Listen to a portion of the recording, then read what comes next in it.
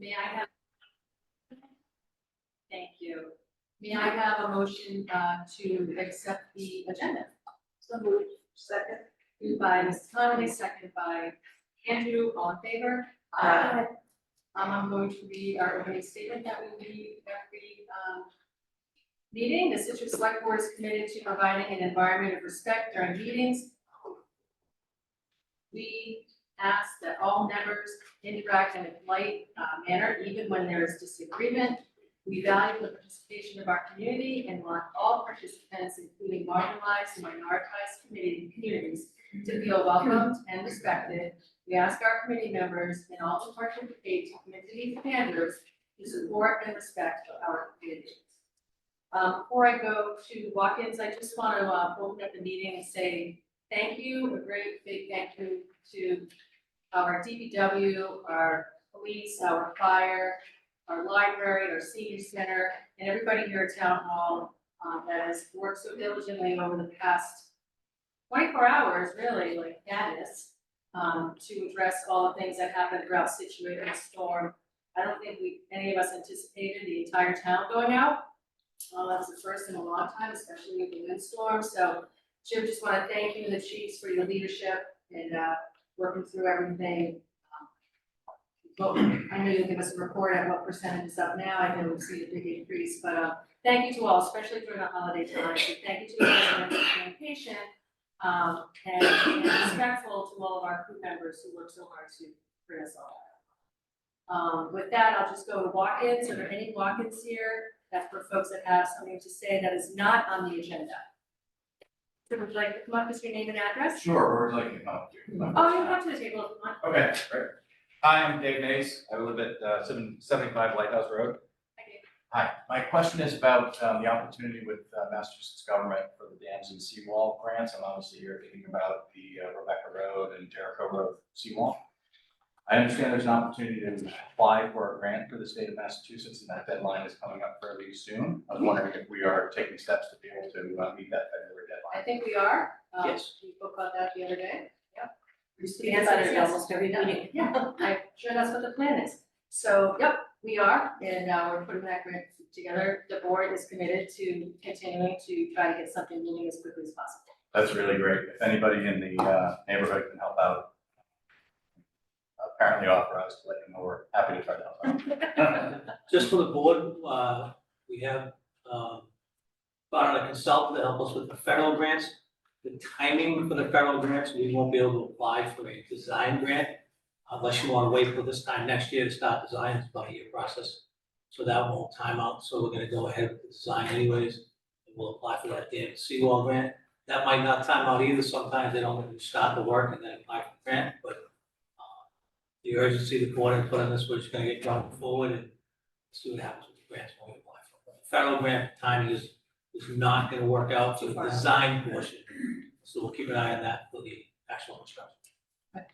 Great, thank you all so much. Okay, Appreciate it. thank you for coming in. Happy holidays. Thank you, same to you. Okay, with that, any other further walk-ins? I'll turn to the report and go Jim, or please read. So we'll start with the power update. This was our 5th storm update. We put out around 5 o'clock. We are having a call text message group around 7:30. The public safety will be on to get the latest numbers, hopefully, especially on the schools. We're waiting on 2 schools at this point. But as of 5 o'clock, we were 75% restored. I know that number's gone up because since then we picked up Class 3A, we picked up the neighborhood of Coaching School. National Grid is still telling us complete restoration can't take until Thursday. That is because at that point they'll be chasing single homes, single streets. But they are optimistic that we'll get a lot more people back on tonight and tomorrow, but we will still be chasing homes next Thursday. One thing we do want to make people aware of, in some other towns, crews have been going around, tree crews have been going around, identifying themselves as National Grid tree crews and cleaning people's mess and then charging them money. National Grid will never charge you money. Someone identifies themselves as a National Grid crew and asks you to pay them, please contact National Grid or contact the Scituate Police Department. It's a scam. Do not hire them, do not pay them. We do have the traffic lights back on. The library, the town hall, and the senior center will also be available tomorrow for warming. If you have any issues, call National Grid or the police department. And again, we'll get another update around 8 o'clock tonight, and Superintendent Burkhead will be making a decision at some point on schools tomorrow. So not all the schools are back on. That is their priority at this point. We get the treatment plant back on, Kevin? I believe so. It's not been switched over yet because we have to bring an electrician in to do it, but we're close. So The tanks are full right now. the treatment plant, the schools, and public safety are remaining critical infrastructure for getting it back up. So I know they're working on 3A, we're hoping that'll come on sometime later on time. So that's the power update. Crews will be here all night, so hopefully we'll get a lot of the town back up and running by tomorrow. Forest Walk Golf Course is now closed for the season. Dog walking will begin on Christmas Eve, December 24th. We ask you please have your dogs on a leash at all times, avoid walking on any greens or sand traps, and most importantly, pick up after your dog. We will have a couple barrels at the entrance to the golf course to get that. So please be respectful. Greens and sand traps are expensive. Please keep your dogs off those. The drift in will be open different hours as of the 24th. The drift in will be open Wednesday to Sunday, 11 a.m. to 8 p.m. So you can sit down and drift in and get a nice meal. Thank you quick to Arlene and Nick. The Hibernian was open last night. They had a generator. People were just streaming in there. I know they did a good job. People were really happy to have someplace to go grab a bite to eat. If you're looking for the water department office, we have relocated them back to their office. We finished the construction up there. Contractor did a nice job. Congratulations to the staff for working on some trying conditions, and to Kevin Kelly and facilities for getting them up and running. So from now on, again, if you have issues with the water department, you need to speak to them. They are back at their office at the old Open Bucket Water Treatment Plant.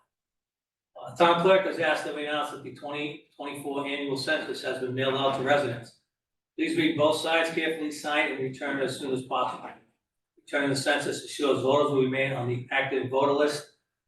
You may not use the census form to add voters to your household or make any changes to existing voters. To make a change to your voter registration, address, name, party, etc., you may do so in person at the town clerk's office or online at registeredtovotema, all one word, .com. If a voter has moved within Massachusetts, they can register in the new community or online, and they'll be taken out of the Scituate database. Voter has moved out of state, the clerk's office will need a signed note from the voter to be removed from our voters list. Any questions, call the clerk's office, 781-545-8743. The Lighthouse project, as I mentioned, we finished the grouting on the granite portion, the bottom portion of the lighthouse. That was done from the interior. We had to warm the interior of that to do the grouting. For the top 2 tiers of bricks, we actually need to warm the exterior. So people will see this week, we'll be wrapping the lighthouse with blankets, then heating the exterior so we get that grouting done. We'll do the existing brick, and then we'll do the new brick and make sure we have a good connection to the framing inside. That'll probably take a week or so. All the other work is on schedule and moving ahead. The balcony railings, the posts go in first because the deck is not exactly symmetrical. They actually have to set the posts, then measure each one and custom fit the railings. Those should be going up this week or next week. We are still working to get that done by the end of the year. We hope Christmas will help by the end. Chief Justice Cushing Highway work is continuing. That'll continue probably this week and wrap up just before the end of the year. We're almost to the site of the new water treatment plant with that water line. Once it's done, we'll be making temporary repairs at this point for those trenches and come back and fix them in the spring. We're also doing work right now on Egypt Beach Road. As part of our R&I, the Egypt Beach sewer line was leaking excessively. It really was not a candidate to be lined. So we're gonna replace that sewer line, but first we had to relocate the existing water line. Crews will be down there, they'll be down there for the next several weeks. And then again, the same thing, we'll do a temporary patch for winter and then make repairs in the spring. We wanna remind everybody, please shop local this holiday season and throughout the year. They lost a day of business yesterday, so we'll be down there the next couple of days. Spend a little money, help our local businesses, they help our communities, so please try to help them out. And finally, the food pantry. We dodged the bullet with the food pantry this year. They picked up their turkeys Monday morning, right before the power went out. Then we had issues with the generator at the old gates, but the power came on just in time. Also, we had a donation, if necessary, from Mulaney Seafood. They were gonna lend us a freezer truck if we needed it, but we ended up getting that power back on. So they are still having quite the need. They're very appreciative of everything we do. Right now, again, white tuna, beef soups, Jello and pudding, regular ground coffee, mixed vegetables, canned sloppy Joe mix, green and herbal teas. They can be dropped off during normal operating hours on the bins behind the old gates, Scituate Library, Village Market, and Shaw, also. So that's what I have for tonight. Thank you. Any questions for Jim? Susan, anything? No. I want to say thank you to our community too, you know, Elaine stepping up. Everyone in this community really steps up and volunteers anytime the call goes out. So we have a great community, as frustrating as the past 24 hours have been. So thank you to them for stepping up. Moving on to our first agenda item, receive vote over for amendment to the mooring rules and regulations. All right, tonight. How's everybody this evening? Good. So, there's a few changes to the mooring rules and regulations. One, most notably, is adding Cohasset to the mooring rules and regulations, and to add them to the application as well. As you see, I put together a little welcome packet. If your mooring is today in Cohasset on the Scituate side, gives you the information of what you need to do to register in Scituate. Not looking to take those people's moorings away. We just have to make sure that they're following our rules and regulations. So we had probably 15 to 20 people come in so far, and others call. And we've been sending out information for them coming in and signing up. So it's going very well. So you said they were a little put out at first, and once they learned that they weren't losing their mooring, like, just does the paperwork. So it worked out very well. I think maybe we should just back up a minute and just kind of give just a little preemptive. So the town of Scituate, at the direction of the select board, issued a public notice to mooring holders in the Cohasset Harbor area that were only within Scituate waters to collect those mooring fees. So with that, Stephen and the water, I see Waterways here, so I'm not sure if you went through. No, I didn't. Okay. This was kind of, I was asked to Kind of bang bang. kind of get it do together. quickly. Okay, that's great, and some of the changes are very minimal, really just defining the different limits of our waters. Yeah. So I think if you can kind of go through those red lines that you have, Sure. so your waterways folks can hear it as well. Sure. I think that This might be is- helpful, just the map. So that's what prompted all this. Yeah, and we got a map that engineering had from the Army Corps of Engineers.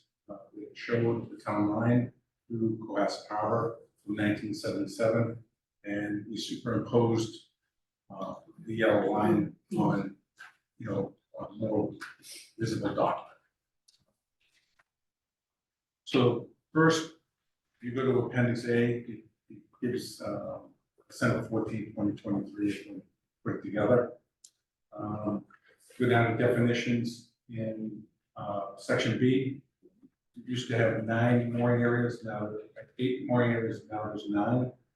And I added the word at the end of Sub River, located within Scituate town limits. We got that from town council. Next was after North River, located within Scituate town limits. And then at the very end of the doc, section B, we added Cohasset Harbor located within Scituate town limits. That's on the first page. On the second page, it says waiting list, section B.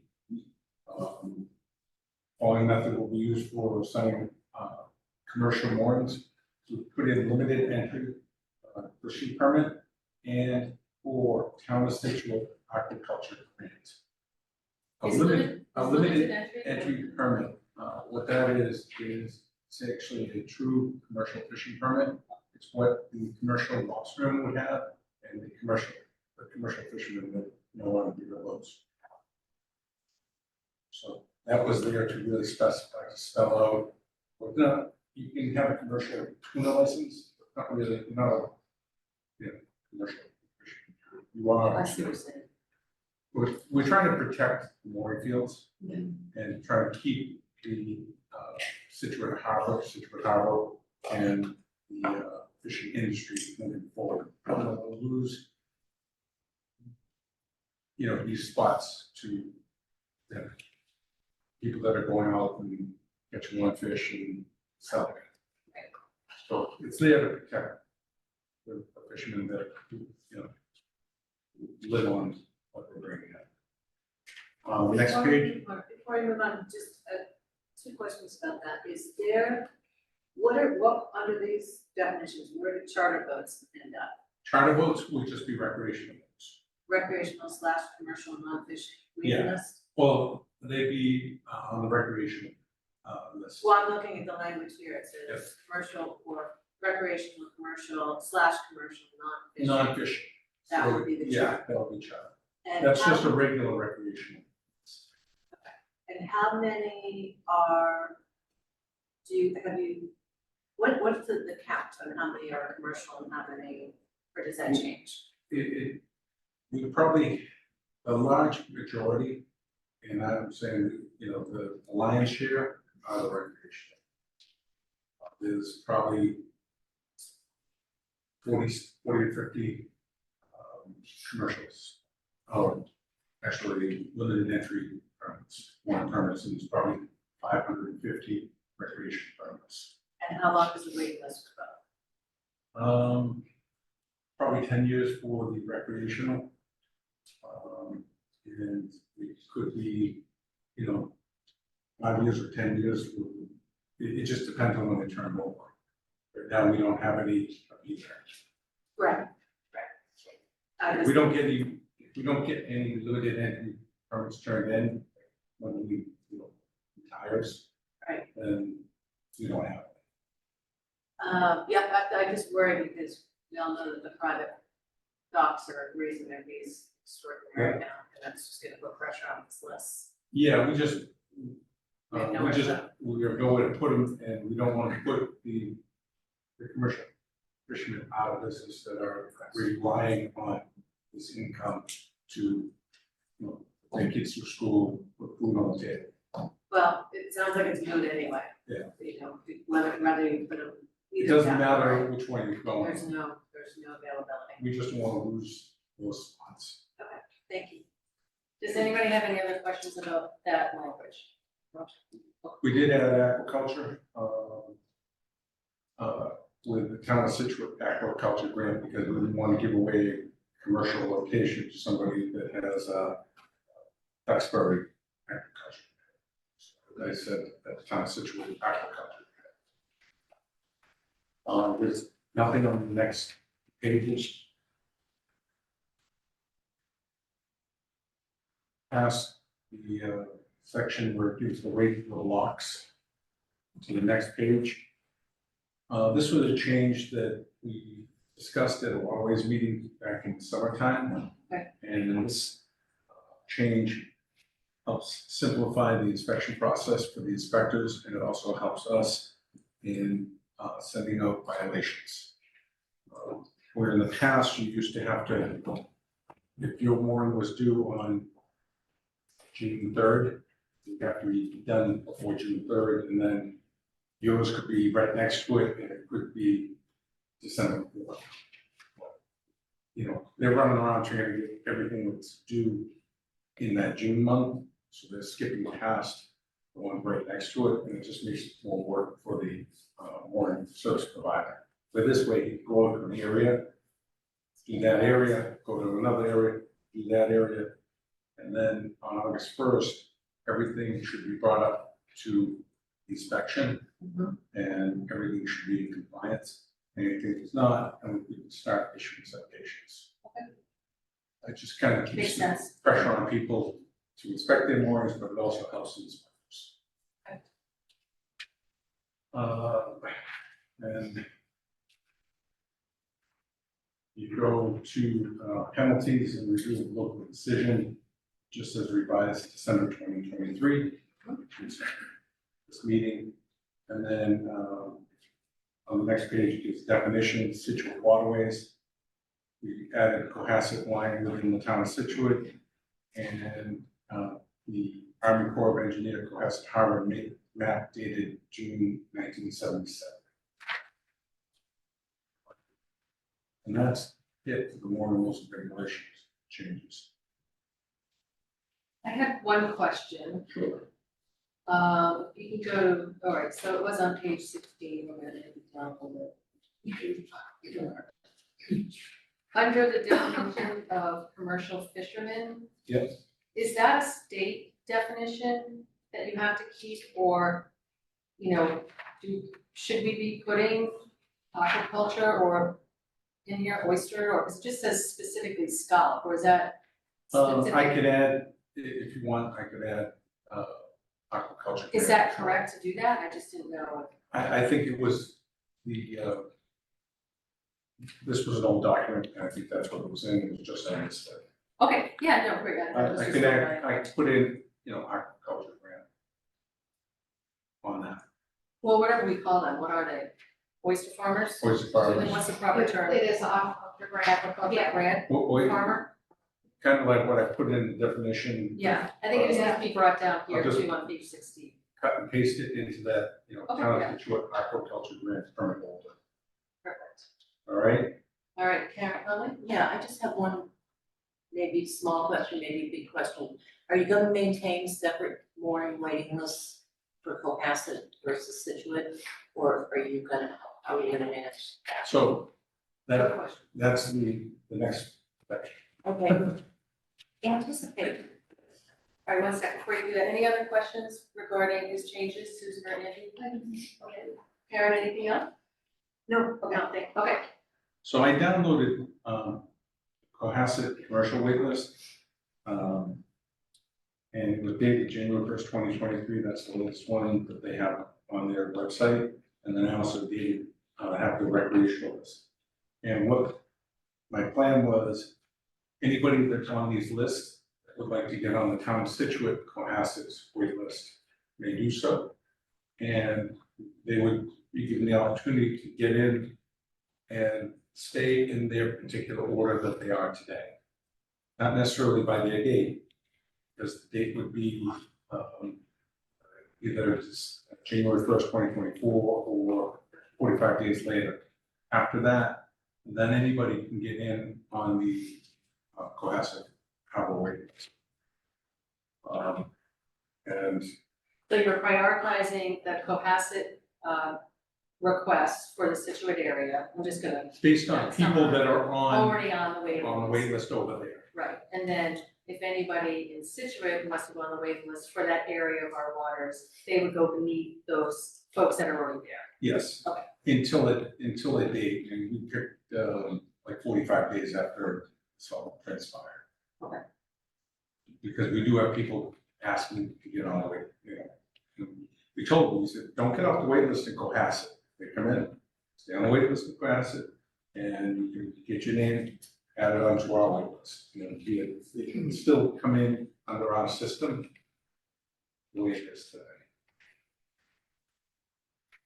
Trying to make it as neat and fair and clean as possible without hurting anybody in Cohasset. Or Scituate. Yeah. Well, you don't have to live in Cohasset to be on the wait list. You No, don't I have to be in understand. Scituate, we're just trying to, I'm really concerned at this point about the people who are Scituate people, or people who are on the Scituate Harbor waiting list. Yeah. To make sure that they don't lose no, their that's, place. they're staying on their date. Like, if I went on 5 years ago. Right. My date's Still. 5 years ago. The Cohasset list is as of 2023. Alright. The earliest you could be on the Scituate list is 2023. We're just keeping their order. Okay.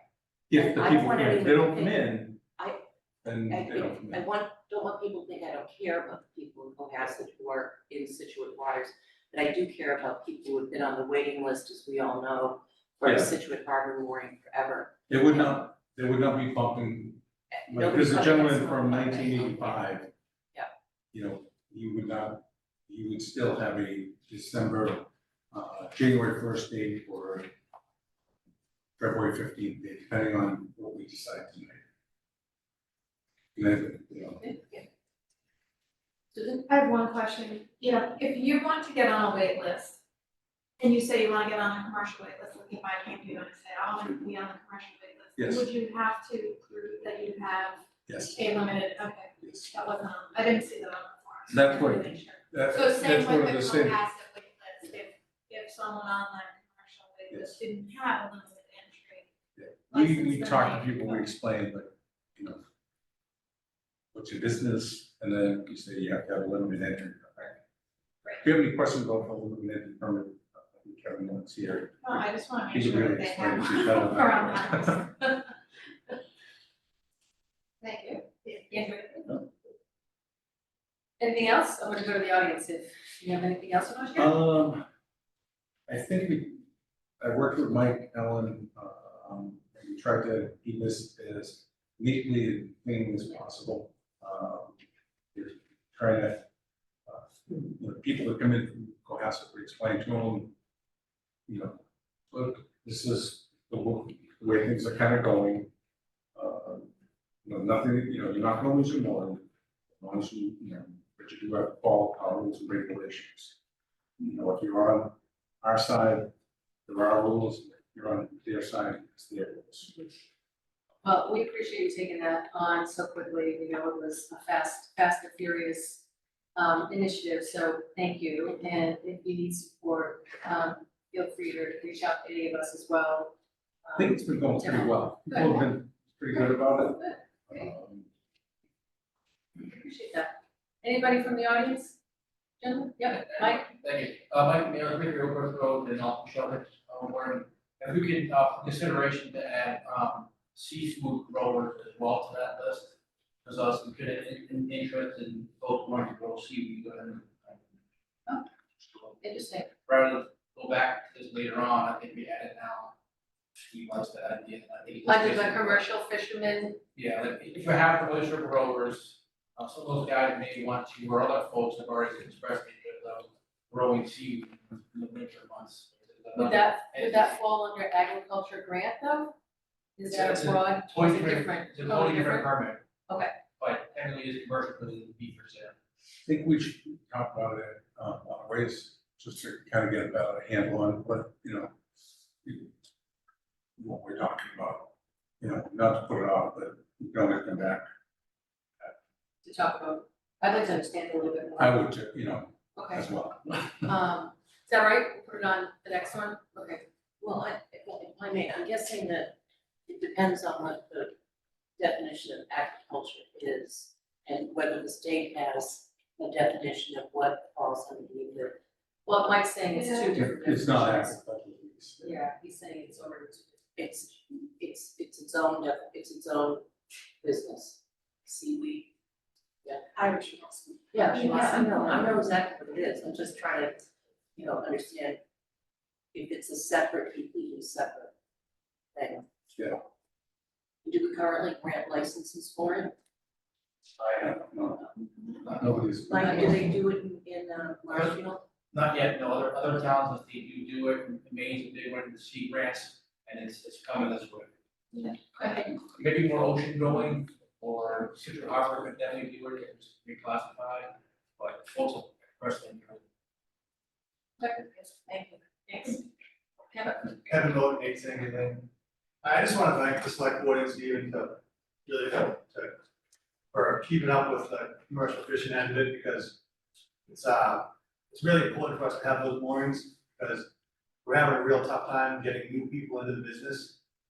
And permits have become extremely expensive for a lobster permit now, it could be close to $100,000, fishing permits could be $500,000. So it's not like fishing used to be. So it's hard enough to get a young kid involved in it, get them a permit, get them a boat, you need to have a place to put them.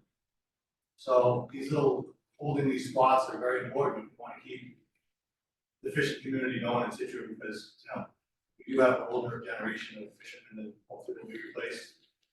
So It's the we recruiting. appreciate it. Well, We thank you for appreciate it. saying that. I think this board really values, as most of the boards that I've sat on in the past years have really valued our commercial fishing industry, and it's an important, you know, part of our heritage, and we'll do whatever we can, and I know boards moving forward, I can put that and we'll continue to. Oh, we thank you. Yeah, so thank you for saying it.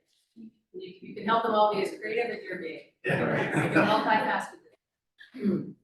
All right, if there aren't any other comments, questions, do I have a motion? It's on, we have some technical issues. Yeah. It's on page 4. It's I can right do back that. up at the top. I'd like to move to approve the draft mooring rules and regulations and the mooring application. Moved by Susan Harrison, As amended. as amended, Lorraine. Okay, second. Second by Karen Canfield, all in favor? Aye. Thank you again. Thank you. Thank you. And I'll see you in a few minutes. Okay, oh, yeah. That's right, yeah, Know that. All right, so I gotta hop in.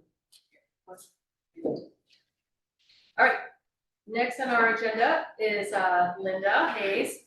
Coming before us for your Council on Aging strategic plan, as well as a lovely announcement. You want to take the honors? Certainly, thank you, happy to be here. Yes, so I'm very happy to announce our acceptance as a nationally accredited senior center, which is really fantastic news. And thank you. According to the letter, only 110 of us nationally, which is kind of amazing. The other senior centers in the area, Hingham, Duxbury, Marshfield, and Cohasset actually applied this year as well and received recommendations. But I had a great team, needless to say, including our own board members, our staff, mainly Jess Suki, who is our activities coordinator, as you know, and community members, patrons, including the esteemed Karen Canfield here. It was very cool. But the letter was nice and did draw out, I think, some nice aspects to what we're doing at the senior center. Certainly that the self-assessment process was amazing, and I guess it was quick. And I was afraid it was a little quick and dirty, but in the end it was comprehensive, and they were impressed. Senior center staff, of course, council members, wide range of programming, and everything that was noted, the building, of course, the natural light they mentioned. I mean, it really was nice. And that the director is very skilled, inclusive, and appears to have unlimited connections. You know, So I honestly, know you don't want to, I- self-post, but I will call that one out. I'm still, sometimes I go to sleep thinking about what they meant. I'm not sure. Well, they are, Sounds good.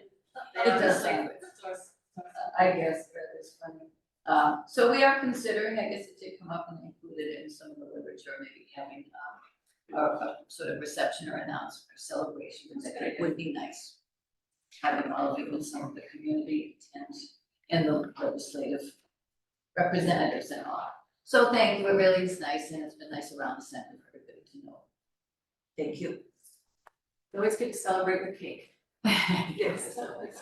And we have someone to make it. Yes, I know. So I can move on a little bit. So the strategic plan, which had come up as a need even just a year ago and was certainly part of my goals and objectives, and then sort of coincided with what came up, because what I did mention about the accreditation process was they were actually ceasing to do it in the same manner. So instead of the peer review that we received, it would have been much more of a self-assessment process, and not quite as overseen, I guess, if they want to say, from the National Institute of Senior Centers. So it was nice that we were able to jump in. So the strategic plan was a necessary component, and one that, we felt we had needed.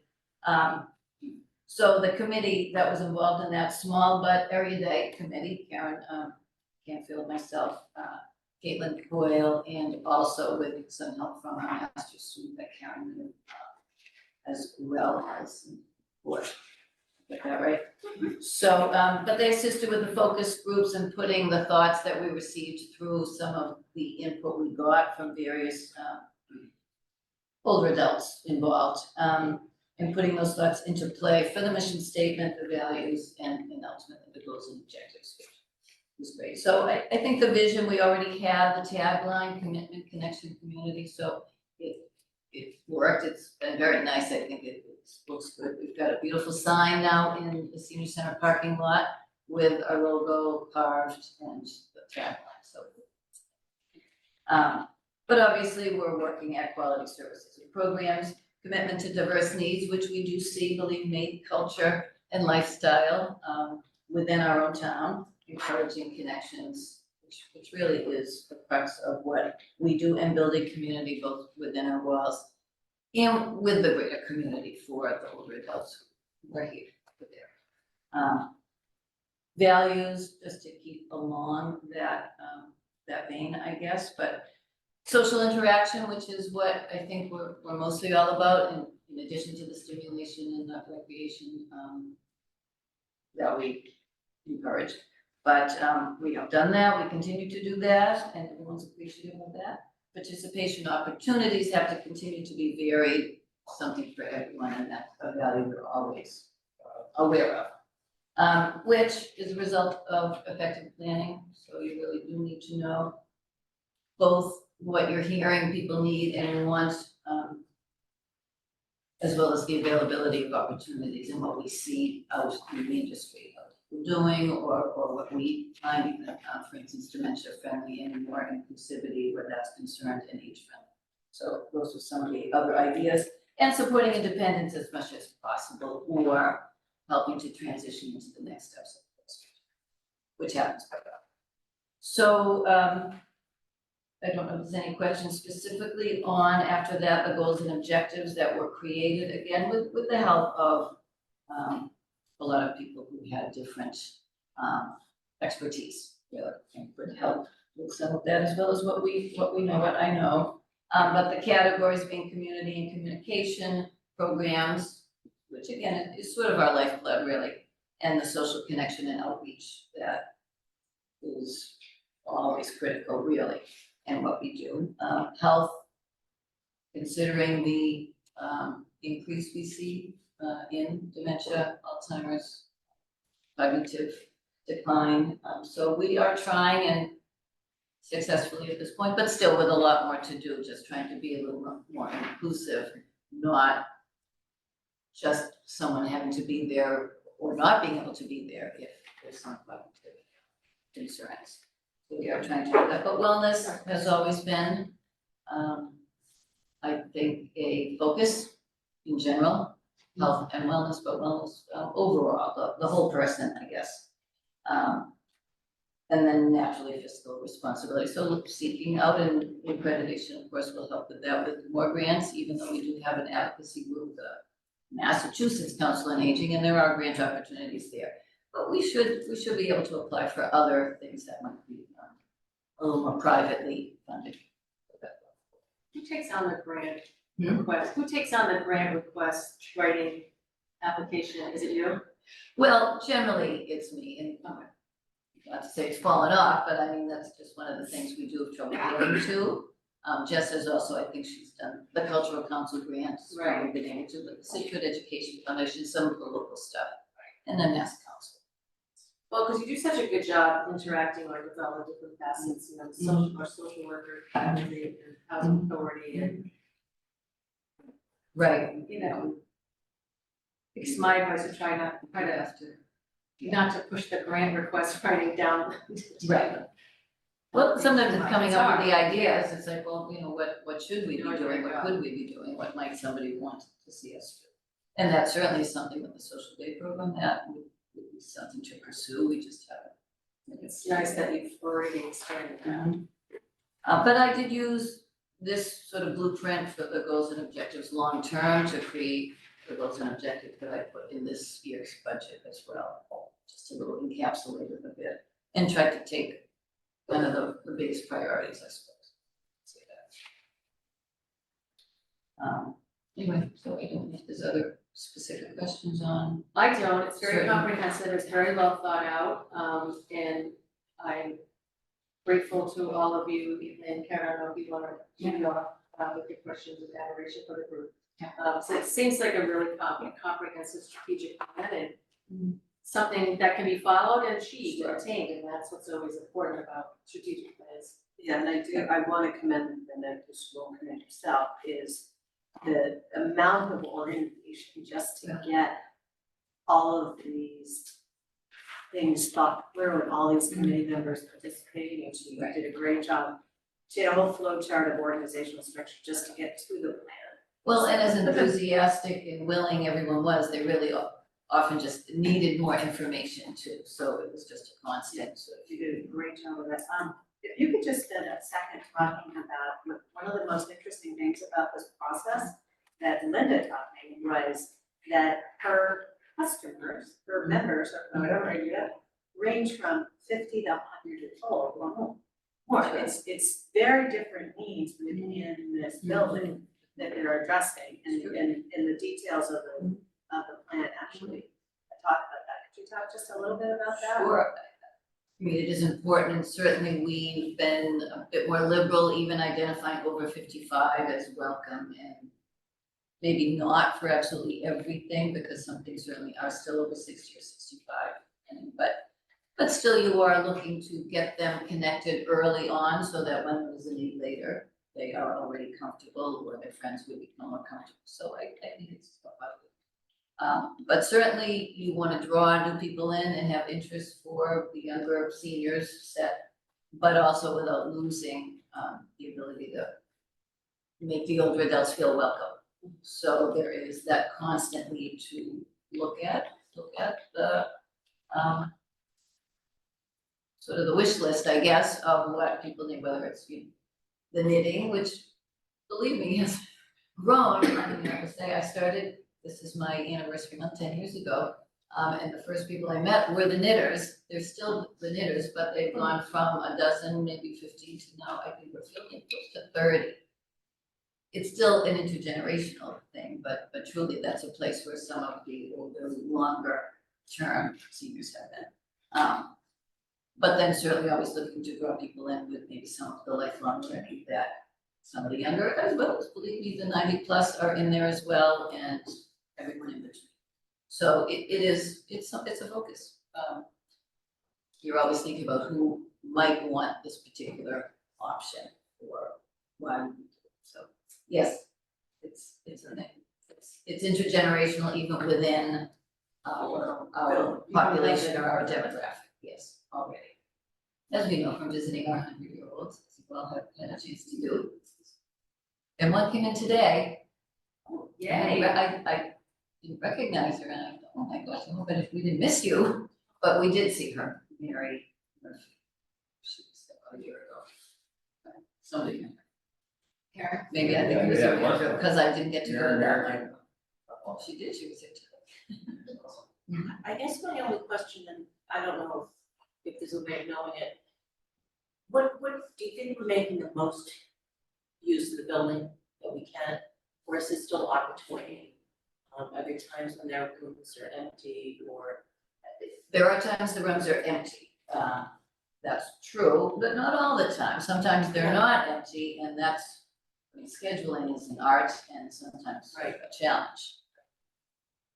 The parking can be a consideration with that, but we also are sometimes morning heavy, but that's when most people might want to be there, or oftentimes it's when the instructors or speakers or what have you might want to do their program if we can fit it in. We are trying to shift some things into the afternoon. Sometimes that doesn't net us the same response always. It's just, and you don't want too many conflicts in the building at the same time, because there are, we could talk somewhat about numbers. Is there still opportunity? Yes. But it's just being able to get to that. So at this point, I think we're probably stretched. We've got plenty going on. Could there be more? There could be more. But how to do that, that's something that takes a little bit more time, stuff, maybe. So we are certainly using the building, but there are quiet times. You come in and it might seem quiet. Fridays, we haven't totally built in Friday mornings, if this is a Friday afternoon, we use a movie or pool players. So, And the cafeteria, the food is going well still, I assume. food is going well still. Truly, we have 48 people almost every day. That's sort of our weird number, but it can inch up, it can go a little down. That we pack, the kitchen packs meals for Friday, just sell out the I see window. them come in and deliver them. And then, we really have to set a time because Yes, people are otherwise lining up, 4 and o'clock. we try to limit a little bit, maybe 2 minutes. Depends on how many we have and how many people. So they are happy. Could there be more there? Sure, we could kind of work a few more things in, but right now the kitchen's happy and everybody that uses it is happy, so. Thank you. Andrew? I mean, I think there's been 2 articles in the Globe and Journal talking about, epidemic of loneliness amongst our elderly, and just this core, because we've done all the different programs, but this core commitment to connection and community, that is the crux of no matter what we do, so I really feel proud. Honestly, I could say for the budget talk, but every day, someone, if not more than one person, says, thank you, this is so great. Yes, they're saying we're doing such a good job, but they're also thanking the town and thanking everyone who made this possible. They are so happy that Scituate has this opportunity for them. The number of people that we're seeing, I think, today. It was a Saying long time there coming. was- Yes, yes. It was a long time coming. Yes. It was, but it doesn't seem it now, how quickly we I know. forget the short I memories, know. but it's. And we do have a diverse group of people using it. No, this is a great plan, and I did wanna call out, the action plans are measurable and attainable, and you can tell that your moving forward plans are building on the great, you know, the core of what you have, and, expanding, you know, welcoming new folks in, whether they are currently working, sort of trying to find something outside of, That's true. like, weekends, or, so I thought that was great, and I think we probably need to talk about, when your budget comes up, how we expand more, And we do that. like how to do that, because it does seem like you're doing what you can do with the resources. So thank you. You're welcome. Anything else that you'd like to highlight or good? Good. Well, before we move on to the budget, we don't have to vote and accept it, so just thank you for sharing that with everyone, and I think you hear from the board, it's a fabulous plan, so thanks to the whole group that worked on it. And before we get into budgets, you did mention that it's for 10 years. So we do have your I didn't know I dedication to the town of Scituate, so if there's time now to get this, I just wanna say, you know, Linda is everywhere. You know, on the weekends and, you know, your passion for your community is just so admirable and it's a gift, I gotta tell you. I feel very fortunate and lucky, and I do love it, so. So thank you for your service to, you know, all of those in town, and we're happy to have you, and congratulations on your 10 years.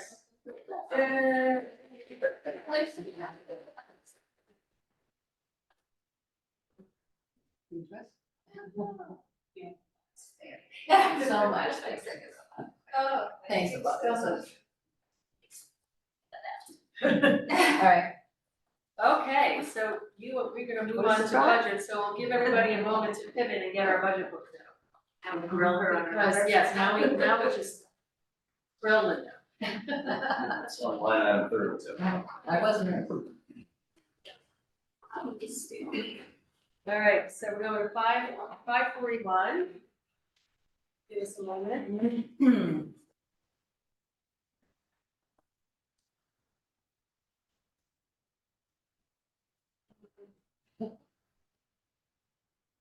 So when you get yours open, just let us know. So how many do we have to go through? We have quite a few. So if you want to just give some highlights, which I think you just did, really, Sure.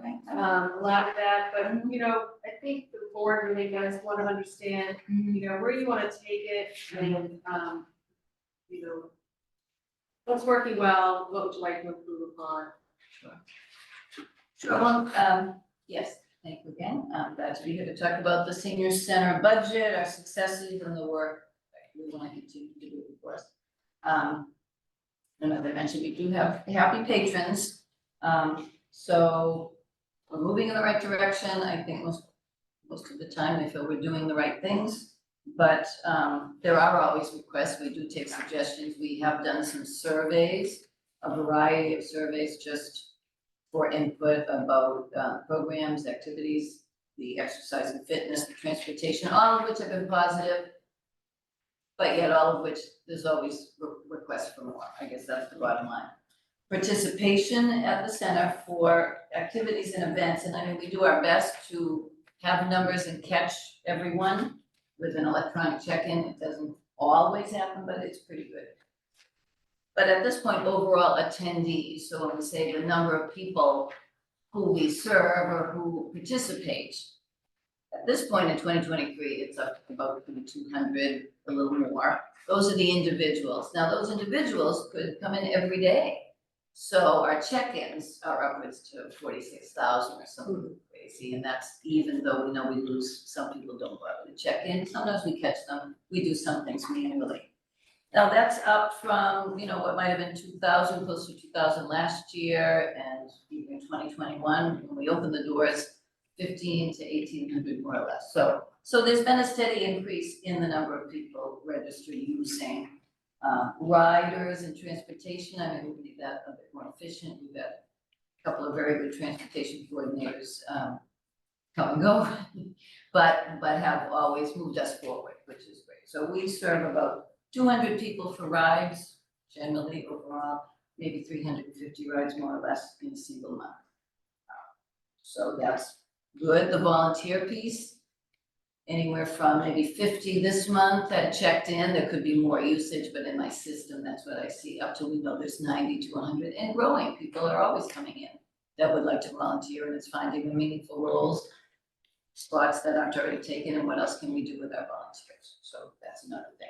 Services has been a challenge this year, outreach, just because I've been understaffed, or at least without that role. I've had other support between Erica, social services, manager, social worker, and other social workers working with her. We've had that support. I had some support from our social day program coordinator when she could fit that in, but now she has left us, and now I have finally filled that role. So we are looking forward to having that role come back at least to what we've been able to do in terms of meeting with seniors who need assistance or services, and also seeking out more opportunity to meet with seniors or find them for those who do need things that. I do think our accomplishments, which many, I mean, the food service, again, we just talked about, and the volunteer roles is significant. People are happy to be doing something for us. We have a great kitchen crew to the point that they feel their role there is very significant. They don't really want to miss a day that they miss their day, so that works for us. The outside use of the building to community organizations, and that's just a nice offshoot also of what we're doing. Many of them are seniors. It's not as though we're going way far afield to bring people in, and it's usually by request. But the schools have used it. Obviously, there's been some town forums. It's been nice to have that setting. The sister cities, all of them have been using us, and that's really been very successful and nice for them, nice for us. The Rotary Club, the pancake breakfast, that of course does bring in more of the families, so that's a nice opportunity. The American Legion Veterans Lunch, I know that's great, perfect. It's like our campus is perfect for that, so we weren't kidding, it's really brought a lot of that together. The Garden Club, the Trustco, and many other smaller opportunities, some of the churches that we've been able to help out. So overall, it's just, that's been nice too. And the building use policy has helped me be able to do that within reason. So that's been good. Needless to say, we have challenges. Meeting the demand is not the biggest challenge. It's just that we know where we're unable to sort of increase or move forward or bring in new things. But it's still something that we're constantly doing. Maybe we're leaving one thing and moving into another. Lifelong learning continues to be sort of a catchphrase for trying to bring in more learning opportunities, I guess. We need more facilitators. I could use a committee to probably do that. People have connections in addition to me. So that would be nice. They'd be really identifying their own interests and needs, and maybe knowing people that they could reach out to, or just finding those individuals. So that's an area we know we want to increase, even though we've done very well on this. And parking is an issue, is a concern. We have tried to mitigate that as best we can, and people are flexible, and we certainly help. We have one of our senior techs work off individuals does do the valet parking when they let him, and he's there, sometimes just as being there or helping to identify spots or what they might need to do helps during those busier times. And then there's times that there's plenty of parking and it's fine, but the big events and those are things we wanna continue to do, so we're doing our best to be flexible on that. The increase in the cost of food has been challenging for the kitchen, but we're in the black still, I'm told, and I think the numbers and the revenue is probably a little bit more than we anticipated, so that's probably kept us funneling in enough money into the revolving account. So we're happy about that. Staff is stretched, now we've been understaffed, so looking forward to maybe becoming fully staffed. Right now. Open positions. Right now I'm down to one, so outreach was just filled by our transportation coordinator. But she had really shown herself to be adept at that side of things while she was working as transportation. And truly, we had such trouble finding candidates that were experienced or even just perfect for the role, so why not? And we were lucky to have an applicant that we decided was also good for transportation, so we got two for one. And so right now our social day program coordinator position is open. That having moved to 2 days a week, and I will say that certainly is one of our successes, if I somehow did not mention it, we should go. It went from 1 day to 2 days in September, so we have 8 individuals. At the time we started the second day, we didn't have a waiting list, so we did allow a majority of the Monday people to come in with a couple of extra openings. But now we have a waiting list of 10 people. And so once we do get a new coordinator on board now, in the meantime, Kelly Walsh, who is the new outreach coordinator, is spending those 2 days in the classroom, coordinating, facilitating, leading those activities, and she's doing a great job. But we'd like her 5 days a week in outreach, so we still need that. And I think if we do get the right person, we'd probably consider doing a half day maybe on Fridays, because the mood is great, and that might be a nice way to funnel people into that. So that's just something practical that we're thinking about. So, and then the goals and objectives really are, to be more welcoming. We couldn't be more welcoming, but to increase that feeling when people are coming in, that there's information right there and available. I think we could probably do a little better with that. We've been relying a lot on our front desk volunteers. We need to get the staff out there and have more information readily available at the fingertips, so it's not confusing or there's not misinformation. Extending hours, again, as much as we can. We are considering we are going to start doing, the men wanted to do a game night, so that's okay. And oftentimes, once they're there and everything is working, there's maybe a volunteer overseeing things. It's fine, it's not like staff has to be there all the time. A Saturday morning might be different, but we're getting our feet wet trying to do things that would be outside of regular hours. We had a chorus, a new chorus, senior sing chorus, initially funded by the Scituate Education Foundation, but now we are having to work that out ourselves, having Bill Richter as the leader facilitator, which is great. But it's at 4 o'clock in the afternoon, it goes till 5. We had a concert tonight before I came here and a little reception afterwards. And I mean, talk about the connections, singing. I gave out an article that someone passed on to me today about just how critical that is in this life. So they love it, they're happy. And Bill is a great cheerleader for that. Anyway, programming and opportunities for memory loss support, lifelong learning, age and dementia friendly, trying to get back to the age and getting more grant funding so that we can do things as a focus for sure. And then outreach, just because we've been limited and really only just doing what we've been able to do without being very proactive. A resource guide or having resources available for people to call.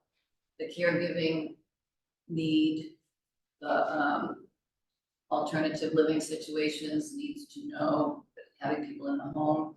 We do have a volunteer, and now 2 and maybe even 3 who were interested in becoming handyman volunteers to these homes, which hasn't been something we've done.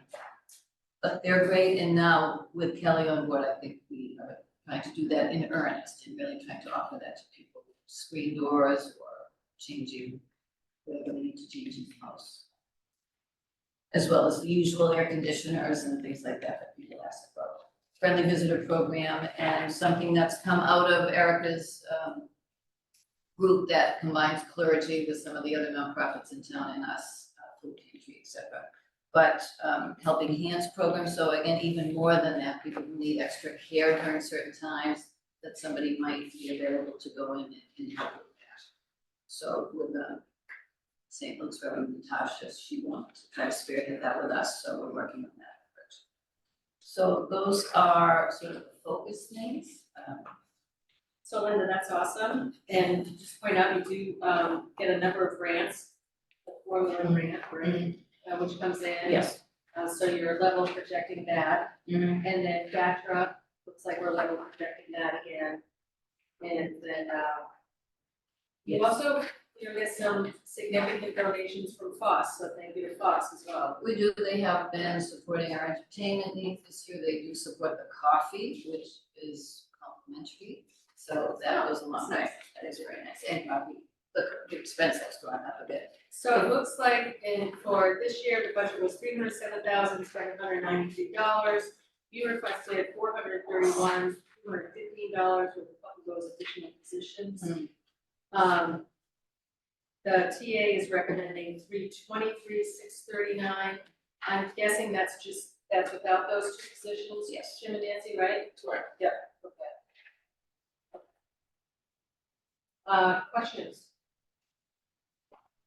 Yeah. No, just clarify, geez. Yeah.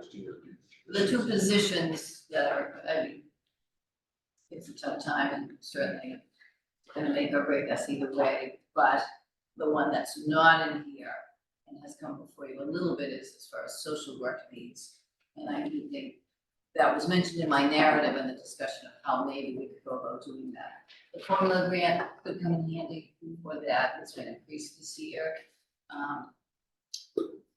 Luckily, somewhat due to our census numbers and also raising it from $12 to $14 per elder, so that's how we get that new number in the 80,000 range.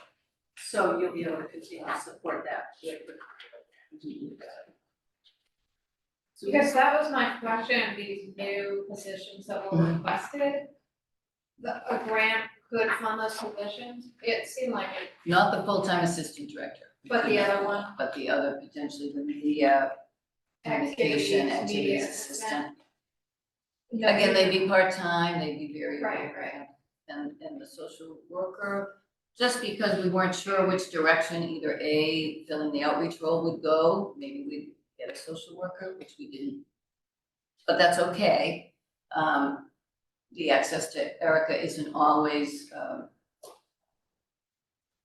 it's not always there, she's pulled in a lot of different directions, she does have some support, which we also get from the outside regional social workers that she's been working for.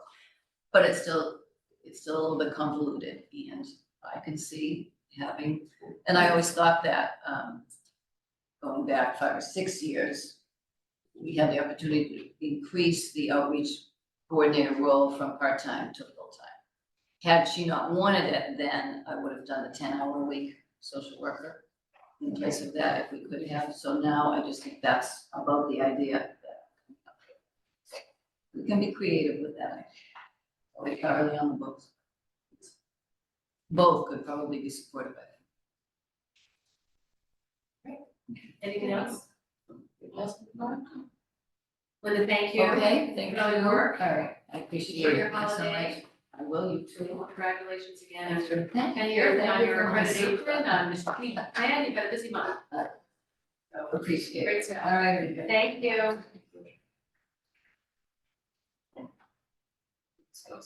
Next, we have waterways. Steven. For the board, it's number 66 in your book.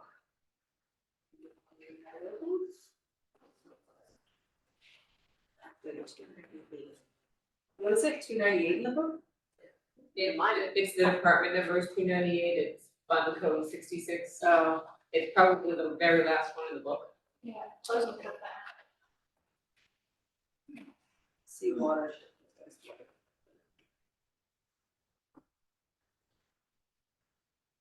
Well, see, why don't you start while I continue to find it. So what we're working on this year is the comprehensive dredge disposal plan for Scituate Harbor.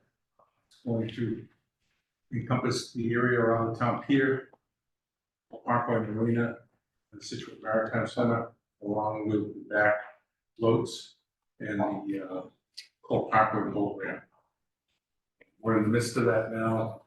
We have the sample analysis plan completed and sent off to the agencies that do the testing. And we've been working with the Army Corps of Engineers on that. So we're hoping that that'll come back clean and the Army Corps will approve it for disposal at either mass pay or pick by pay disposal site. Permitting takes about a year and a half to 2 years. Falmouth just got theirs, and this was a renewal, and it took them, I think, 19 months. A lot of stuff gets held up with the Army Corps. Speeding, and not real speeding. So that's what we have going on there.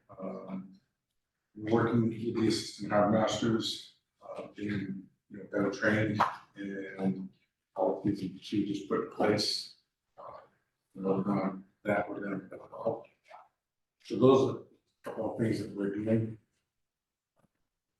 And we completed the Parkway Marine project.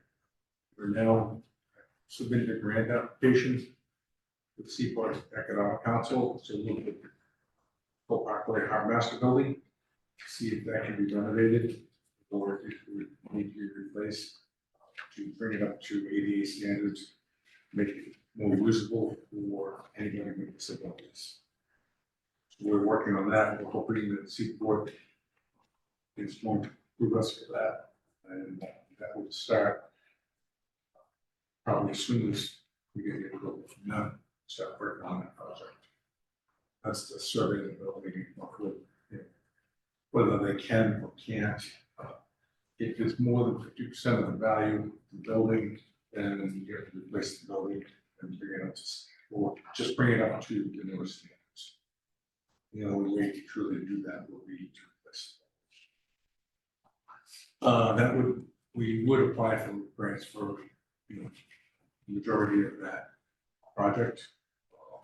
We're also working on the Marshfield, McNeil. We submitted a grant application to Seaport to dredge the South River and keep that project as well. We're hoping that that gets approved as well. I did work on my budget and I kept level spending. Only changes were services, insurance costs were not being expensive, but just the things that were pretty much out of our control. But everything else we kept pretty much at this point. Okay, I'll just read some numbers for the public. So fiscal year 24, which is this year that we're in right now, $1.361. Harbor requested 1.168 for 2025. Looks like just some contractual increases, and then retirement figures has to be the same. Can I ask you a question? Yes. Looking at the description of revenue. Yeah. And with the slip dinghy fees and the mooring, both of them have decreased. That's not because of the reconfiguration of the It was docks, part is of it? it. We had to hold out some slips this year because we are in litigation at one of the marinas for one of the patrons that did not pay on time. So when I spoke with town council, they said that we took this person's slip away because they didn't pay on time, and we held the other people's slips as well. Also, we did lose a couple of slips when we reconfigured the marina, and we're hoping to pick up the additional funding by larger boats that will fit in the marina. So it looks like it's had a pretty significant impact, We also, like a $35,000 impact. I didn't I think think- it was gonna have that much. I think also, transient is there as well, correct? Yeah, so, I think it was last year, we had a owner, it was the Maritime Center, that the boat was broken down, and he was in transient slip, and he was there for several weeks. And it turned out to be about $10,000 each month, an increase in transient fees. So if you look, it's one year that went up to like $39,000. We're in running about, And where do we fall, you know, in comparison to other towns, excuse me, marinas in the area, as far as our fees? We well, competitive, If you look at- when was the last time we analyzed? if you look at, we did an analysis back in 2017. And in 2017, the consultant said that we should have gone up at that time, about $30 per foot. So we, 2 years later, we went up $10 a foot and $14 a foot non-resident. Did raise the mooring fees, that was a 10% increase in the fees. We did raise the mooring fees by $2 a foot, which doesn't sound like, but it's about 36% increase on mooring fees. What year did we do that? That was in, At least 3 years ago. yeah, 2019, I think.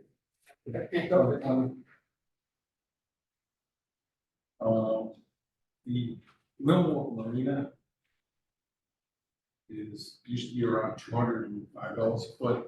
They're up to, I think this year they're gonna be around $330 a foot. The Bowman Marinas, he was at around $200 a foot. I think he's going up to about $250, $260 a foot. Those are some of the lower areas. And what are we a foot? We're 110 for a resident and 154 for a non-resident. And what for non? 154? 154 for a non-resident. We don't have very many non-residents. Right. Somehow they figure out a way to residents.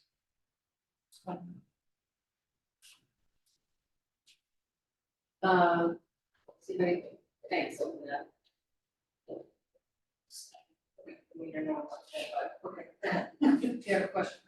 A couple things, I am, yeah, I, like you, when I looked at the revenue, Yeah. fiscal 22 and 23, virtually every category is reduced, even ice nails, and it just doesn't make any sense to me that, you know. Well, after COVID was the jump where everybody was out using Banner the year. boats and banner years. Yeah. And, you know, we were stuffing boats anywhere we could find a spot. And like I said, there were no, tires were, $40,000, they were down $32,000. So, Yeah, but boat yard, postcard lease, Yeah. nothing, you know, I don't know, maybe it would be really helpful, you know, Nancy has nothing else to do, looking at fiscal 19 or 20, probably 15, 19. Probably 19. If you go, Against 23. if you go down a couple more pages, you'll get to my sheet that's got, fiscal 18. 18, 19, 20, 20. Of course, you know, But you made a good point, about the leases. And the leases are off for fiscal 23 because Boatworks had, applied for an extension on their taxes, which affected their ability to provide us with a number of what their additional lease amount should be. So they paid a small portion in June, and now they're making that up in fiscal 24, so fiscal 24 is gonna be artificially high. Yeah, and Waterways Commission has already addressed that with them, and they're going to start making estimated quarterly payments. Try to avert this happening again in the future. So you're probably off $50,000 from fiscal 23. And then my other question is what I said when we were talking about it was about the charter boats. So this is a concern from an economic development. That all our charter boats, for the most part, are in the Millward, and they're getting priced out, and they're gonna be Bar Harbor. And, that is a something to think about, because that brings people into town, and they have them rent boats, and you know, it's a small business, whether they do it full-time or not.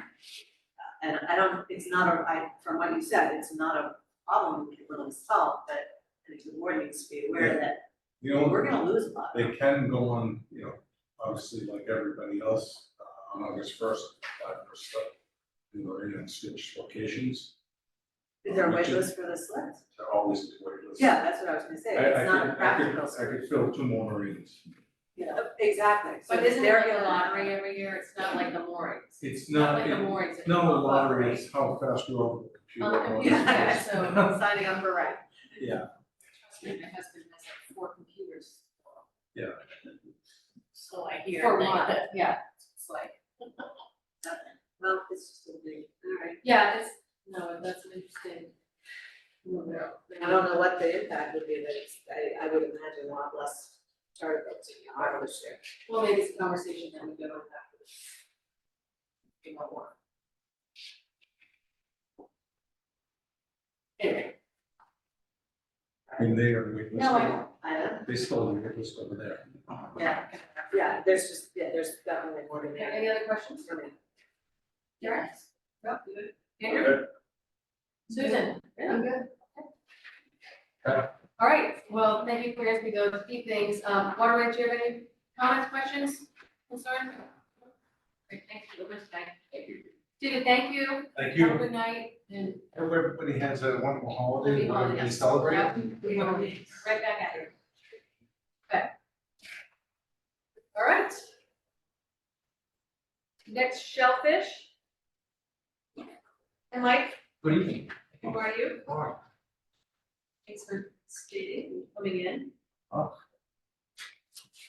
All right. I am going to put it back open. If you want to just give a highlight, I know it's pretty quick. But, got a nice little budget here of $8,800 that's been level set, level requested. Looks like you just really handled part-time salaries, so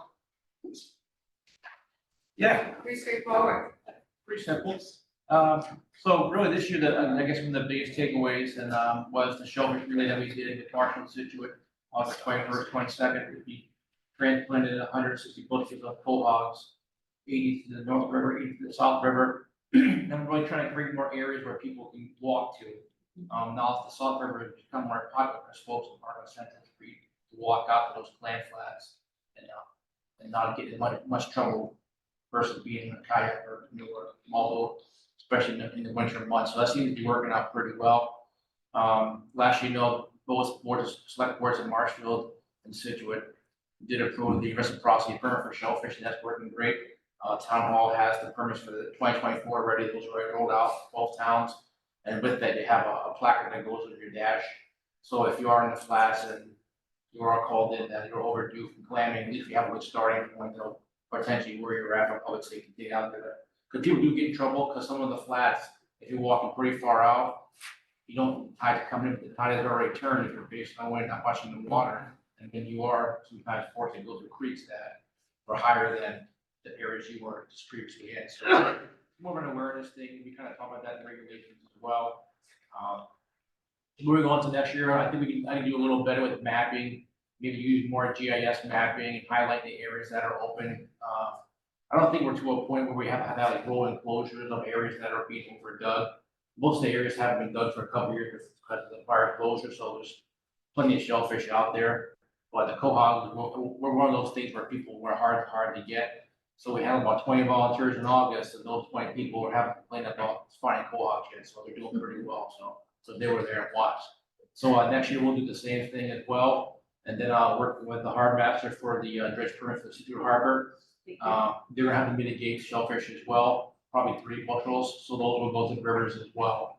Once the permits come in hand, so and we'll try to do the mitigation in advance of the dredge permit, so it's out of the way and done through marine fisheries and Army Corps, because they're gonna require it anyway. But if we already take care of an advanced piece in the square footage, it just moves the permit along quicker. So I've been talking with this whole group about that already and Steve. Those are some of the bigger things. Parking's kind of a thing where the rivers is hard to park at because a lot of areas are private. But if you're fishing or found walking out to the flats, I mean, you can't really prevent people from doing that. Parking on Central Street, maybe could be a problem, hasn't become a problem yet. I think a few of the neighbors were talking to a few of the clam-diggers out, Roger, asking what they were doing. But in turn, some of the shellfishermen have been giving the neighbors shellfish. So I think they've been pretty happy with their pretty good partnership if you live in Humrock. So, I think the complaints are down, but, it just brings awareness to the area that, the area hasn't been dug in many years and steamers are a little bit bigger. But now I think as more people grow, it's more turning over. And if you go out there on a daily basis, you'll see like, baby seedlings, like cohort gas steamers that are repopulating, so it's pretty good. And the North River is just as good as well. So was all that effort that you did with that also, the fruits fair for this next season coming up? The ones that we put out there, they're already legal size to be harvested. Yeah, they're already out there. The trick is like, once you get a couple, you gotta kind of stay in the same row as how they come off the boat. If you start zigzagging, you kind of get off path a little bit, you gotta follow the trail a little bit. So, but if That's a you want hint the for- boat, you kind that's of a know hint where for everybody out there. specifically, where those coordinates. Yeah. Yeah, so if you were there, you kind of know where they're at. Yeah. You can bring your own GPS, you can bring whatever you want. There's no secrets from that here. Obviously, the 3 growers are in Breaks Harbor. So that's been going pretty well, hasn't been any problems. You know, the buoys were remarked. And, they are listed in the, Coast Guard Notice of Mariners for any issues with, navigation up there. There really hasn't been many problems. I have a established bag list for all the people in the recreational list, so if we get a closure for the river for some unforeseen thing, then I can email those folks within 15-20 minutes that, hey, this portion of the river's closed because of this, or hey, more areas are open, or hey, the shellfish permits are available now for 2024. And that went out last week, and people are already getting those already, so those are kind of like presents for people. And the whole trick is to get the lowest number first. So this year, the load numbers went to Marshfield, so this year the higher numbers came here, so next year, the load numbers will come to Scituate. So next year, if you're listening or paying attention to this meeting, a permit number 000 will be available this time next year in Scituate Town Hall. So, and I don't control who gets one, I just drop them off and other than that, everything's going great. I mean, there's really been no complaints with shellfish, no one's complaining about not catching anything. And then I'm working with the North South River Watershed to do a expo day on the flats. I'm actually showing people how to dig, breaking shells and things like that. So that's So a great idea. that's gonna be rolled out and, soon it gets a little bit warmer. So we'll pick a couple of dates with the North South River Watershed, and, depending on weather, we'll go or we won't go, so. But folks have been asking them, so. Well, it's great, kind of speaking to Yeah. getting the next generation, everybody involved in all Yeah. these different great Yeah. industries. I mean, and then as far as the fees, it's $20 for Scituate resident and Martha resident. You can go to either town hall. It's the same fee, $50 for our town, and the veterans and the state and the Commonwealth are $20 as well. So, and there's been no issues with that. Some people in Humrock probably come here. Some people that are close to the Marshall, they get their permit. So, but it's just there's only 2 colors, you know. But here it's all the same. Great. Last year was 4 now. Thank you for some. Yeah. Question?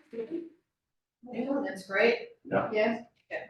We've addressed safety. I just have one question, my own curiosity, are we done with all that concept with the federal government, and the state government closing?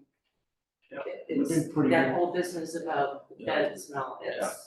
I guess one of the kudos I could give to them, we were one of the first in the state to go through that with some state funding through Kearney's office, Patrick O'Connor's office.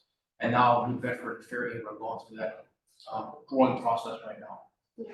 So, It's nice. for you. so I'm pretty fortunate the rivers were first, and that was because the refuge campaign that a lot of folks did, both town halls, both town administrators, both select boards, and people that really cared about that. That's really how that got done.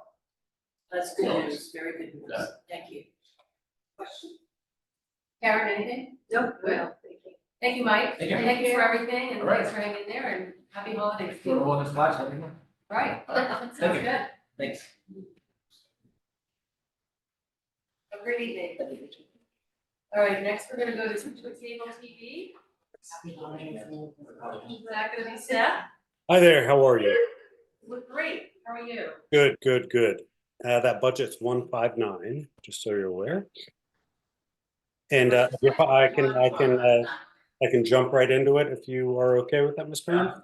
Sure, take it Okay, away. so I think this budget's fairly straightforward. I think our narrative, our numbers combine all together, so I'm going to combine those. Before I do that, I'd like to remind this board this budget is different than every other budget you will hear from, and that we are not taxpayer funded. All of our funding comes directly from Comcast that goes into a bank account for our own needs. This money can only be used for our department without town approval. But we do collaborate with other departments, as you may know. Currently in our bank account, we have about $2.5 million, which sounds fantastic, and everybody wants a piece of it when they hear that. But it's important to know this is our lifeline. We have a 10-year contract with Comcast that will end, at least this contract, will go back to negotiation in about 4 years. So if they don't renegotiate, we lose a huge chunk of our funding. So this becomes sort of our retirement fund, or our 401k, if you will. In addition to that, if we lose this funding, it really does change the dynamic of our relationship with the town, and that we almost become like a 501(c). So we keep that in mind, and we spend wisely and conservatively. And if you look at our budget, this is exactly how we are doing it. There are two parts to it. One are salaries, and then the other is just where we are spending that money. The salaries, you'll see a small little uptick on salaries across that board. This is simply, once again, that pandemic put a huge demand on our department, which is now permanent. So in order to accommodate all that, the hours that we need to do, you'll see an uptick there. From there, how we're spending money, two parts here. Let's see, basic TV equipment, this will always be a staple within that. And I think this speaks to an accomplishment for us, because all of Scituate Television's crews have all the basic TV equipment they need: cameras, tripods, computers, editing software.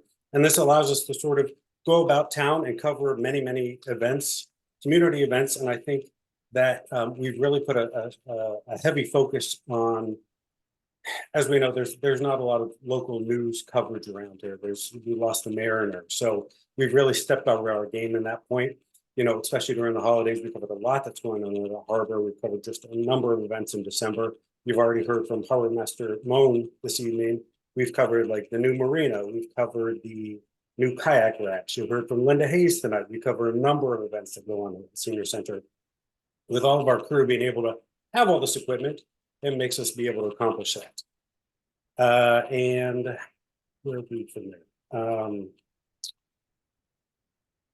Let's see. So, okay. So I should say this too, is that what we realized is by covering all these local TV events, it is one of our most popular, along with sports, and then of course government meetings.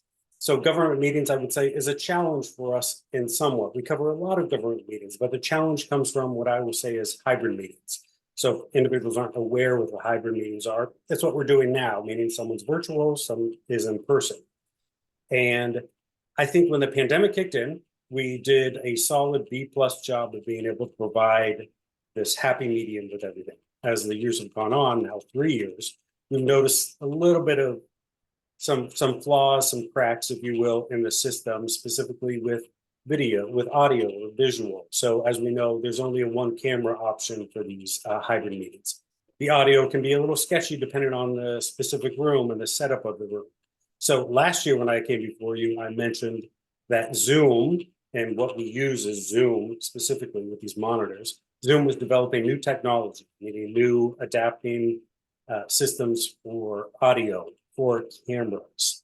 That was a priority. It's supposed to be released in 2023. It still has not been released. The reason is that AI, which stands for artificial intelligence, has really taken a priority. And so not that these cameras and these additional audio attachments aren't available, they've just been delayed. So when they become available, we will certainly jump on that. In the meantime, because this equipment we use is so specific to Zoom, it doesn't allow for outside vendors to attach to it to do this. So we're in a little bit of a holding pattern for that. And I fully understand that there are individuals that have some difficulties with it. But we are constantly working on it. We are constantly looking, and when that equipment becomes available, we will immediately buy it to test it out because that's what we want money for. So from there, the other part of our budget, I think, really is what I call sort of reserves. Once again, we're a very active group. We're a young group. Well, my crew's young. I'm not. And so we never know what we're going to encounter. Could be we need things like lights, extension cords, weather gear. So that's what we reserve that for. So in conclusion, that pretty much sums up our budget. Thank you, Seth. And just for the public, our fiscal year 24 budget this year is $291,457. The departmental request is $229,000.97, so down a little bit. And that's that equipment piece that you spoke about. And the approval is the same, $229,097. My question is, since this comes out of the grant, 2.5 million, is, how sustainable is Seth's lifestyle and commitment? Because he's everywhere, all day, 24/7, on the weekend, and I'm being serious, right? You're a great asset, and, does it make sense to look at providing you with the help that you need, so you're not the one that has to run 3 meetings at night, you need to have your time, Wellness is important to the sustainability of our staff, all around, everywhere. But it's a little unique because it doesn't hit our tax payroll, so I just think there's an opportunity to add something here. And you are correct in the fact that Town Administrator Jim and I have chatted months ago about possibly creating a individual that handles all the Zooms. The problem with Zoom is it's not a one-person job. And I should point out, we don't cover 1 meeting a night. Sometimes we cover 3, sometimes we cover 4, and that requires multiple people. Now, why I think for our town, and I should say this, other towns have simply abandoned the idea of Zoom or a hybrid because it just hasn't worked. We've made it work, and this really is because I've managed it. Now I have a great team with me that we've been able to do this. And I think too, from a town perspective, meaning departments, it's so easy to have one person to go to ask to get a room, and I can disperse that from there. So yes, I mean, we could add more help, but I should say this too. I'm not miserable. I like what I do. I think, I would say this for my crew as well. Obviously, sometimes we go into some very boring things, but overall, we like. But we like. I'm insulted. But we like what we do, and of course, with any job, there's good, there's bad. I mean, there's not. It just is. It is what it is. So I'm not complaining. All right, well, just think about it also, and I'm sort of guessing that you're saying Zoom as Google, like, it's not you're not necessarily planning everything just around Zoom technology, right? Correct. Other providers, okay, that was the only thing that I wanted to kind of ask, make sure we're not putting all of our eggs in one basket, if you will. Because as we know, this video technology just changes so quickly. Absolutely. Yeah, and I hope you can get to the point where you can implement the equipment changes that you've invested in already, because I do get a lot of observations that this particular broadcast is very difficult sometimes to hear and to actually watch. So if we can kind of focus on that, like when things are in this room, maybe as a first step to kind of improve that, and I just want to make sure we do prioritize that. Will do. Questions? Karen? You hit my 2 big things too, is don't lose the wizard and, but I wondered about the equipment budget line. Is the budget not gonna have a placeholder for when we need to expend those funds, or are we not worried because there's so much money in the bank? Yes, I will say that I feel like I'm sorry, are you just talking about this budget specifically? I feel like we have enough funding that should we need to make some adjustments, we will be fine too, whatever that equipment is. Okay. Yeah. Thank you. Anyone else? No, make sure it's still Same thing, yeah, okay. Karen? Yeah, I just wanna, Steph, in the whole issue of the master plan and your role in the master plan implementation, et cetera, I would submit to you that maybe there might be one, probably not even one category where you don't have a big impact. Because every bit of programming that you do that is at least town government related has an impact on all of these things. So, I feel as though without you, I don't know what we'd be doing now without Scituate Community TV and your leadership on it, because honestly, losing the Mariner, much as they might, drive me crazy sometimes, it's been a real loss. And, I know we're lucky enough to have WATD here on a regular basis, but that's radio. They do great programming, in the studio but it's very hard to get out to the general public as to what's going on. And so I think the more people watch Scituate Community TV, the better it is for all of us. So I would submit that you have an impact on almost every one of the categories of the master plan. Good observation. I agree. Thank you. I'm gonna check them off. Okay, Susan's Yeah. checking them off for you. Check them all off. She's resubmitting it. Yeah, I agree. I am grateful of Scituate Community TV for the transparency. So that, for access and transparency. And thank you. Thank you for your support. All right, anything else? All right, well, I guess we want to say goodbye, but we'll say thank you. Yeah. Yeah. All right. Thank you, Seth. We appreciate it. Happy holidays. Hi, Seth. All right. Pam, coming before us for our treasurer collector, for those of you who may not know. Should be going through, the treasurer collector line and tax foreclosure, debt services, Plymouth County retirement, tributary insurance, and federal taxes, just a couple things that you take care of, right? A couple, So we'll start with 145, treasurer collector. and if it's okay with you, Madam Chair, I'd like to kind of combine 145 treasurer collector and the tax foreclosure on 38. Sure. They kind of go hand in hand. Okay, that sounds good. And my treasurer collector budget, we're pretty much level funded. I just wanna give a couple of our goals, accomplishments. We always have the same goals. We just wanna keep up with the tax title collections for the goals. We had a Munis software upgrade, so the staff is gonna update their books and procedures. And we're working with to upgrade our web pages.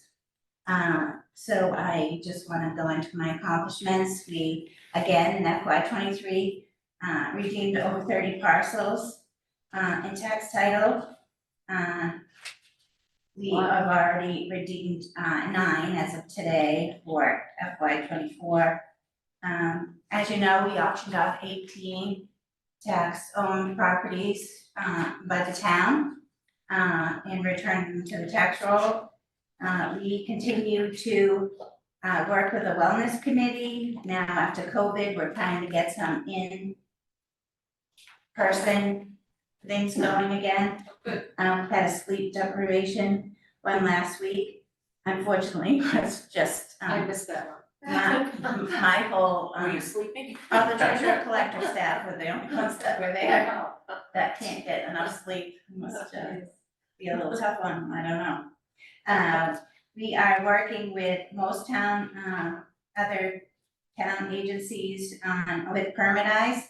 If anybody applies for a permit here, they have to go through my staff to see if they're up to date on all their water and real estate taxes, which has been a great collection tool.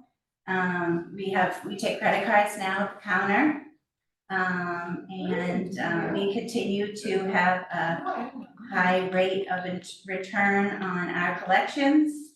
And I invested some of our funding, cash last year in short-term investments and was very successful on that. I am still doing it a little bit more this year, but as you know, this time of the year can be tough for Scituate. So I'd like to be able to get our funding, hands on it if we need it. So I don't wanna, I still continue with short-term investing. I don't like to go out too long.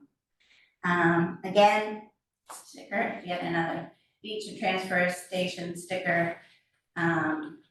Great year, non-resident stickers sold out in about 5 minutes, all online, that went well.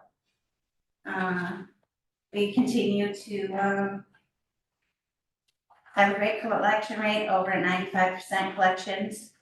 We are in the process of, I'm gonna bump over to tax title a little bit more. We just, advertised 30 parcels for FY '23 unpaid real estate taxes, which is, the lowest we've ever had to, advertise in my 12 years here. So, thank you everybody for paying your taxes, appreciate it.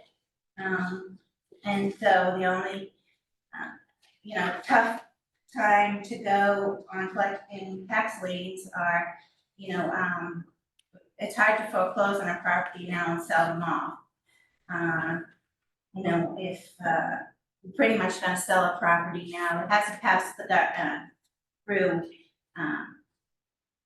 what's the right proper word for it? It hasn't passed through the courts yet. But if you sell a property for more than what they owe, the previous owners can come after the town with that money. So, it hasn't passed here yet in Massachusetts, I'm sure. I've been told by our legal counsels that it's probably coming. So, I'm gonna work harder to try to get it collected in other ways instead of foreclosing, but I don't really foreclose on people that are in homes anyway. We don't do that here. So, my budget's pretty much level funded for the treasurer collector, and it is level funded for tax foreclosure. Excellent. So let's go through some of the numbers, so, tax collector, 466,650 for full year 24. Your request really, very minimal increases line to line, it just looks like it's of the contraction stuff. Your request is 487,376. Town administrator actually is recommending a little bit more, 492,376. And that looks like let's see what that's, just a couple little things, right? Yeah, I'm looking at ambulance bill, Okay, that's where it is. thank you. Got it. So you're just projecting the COLA more. Yes. It's always quite the effort that your team has to do for that, Pam. Wanted to call out too some of your numbers here. So 30 parcels of land in fiscal year 23 for $610,000, right, collected from tax sale. That's a lot of money. So, thank you. I'd like to also let you know that, Nancy, does a great job on free cash, but a lot of that free cash money comes from my department. I'm selling tax title property, collecting tax title, and interest income. That's a lot of No, for me. You and your department should be commended, and then another 500,000, in revenue, which is the auctions. So it's a lot of money that goes back down to help offset, increasing taxes for our residents as well, so thank you. Yeah, we appreciate that. Okay, and the other one was 158 that you just went through, so I'm just gonna read that out loud as well. Sorry. Yeah, summary. So just for the public, those numbers are fairly small. 39,000 for this fiscal year, the department requests level funded moving forward. Any questions for Pam on those two? Just Karen? One, I'm sure you're aware that, we've got, communications media assistant now. And one of your goals is to do the webpage over, and, we work very closely with her, Good, perfect. I just wanna make sure that loop was plugged. very closely. Thank you. Yep. Definitely. Okay. Yeah. Consistency, all that stuff. Karen, do you have any questions? No, thanks. Andrew? No, I quickly just gonna, I don't often get when folks say really nice things in a bill department, but I've had a few residents just say your staff and everyone. Yeah. has been very welcoming, very helpful, so I just wanted Thank your you. leadership and everything. I'm Yeah. very happy. I have a fabulous staff, as you all know, and they've all been with me for a long time.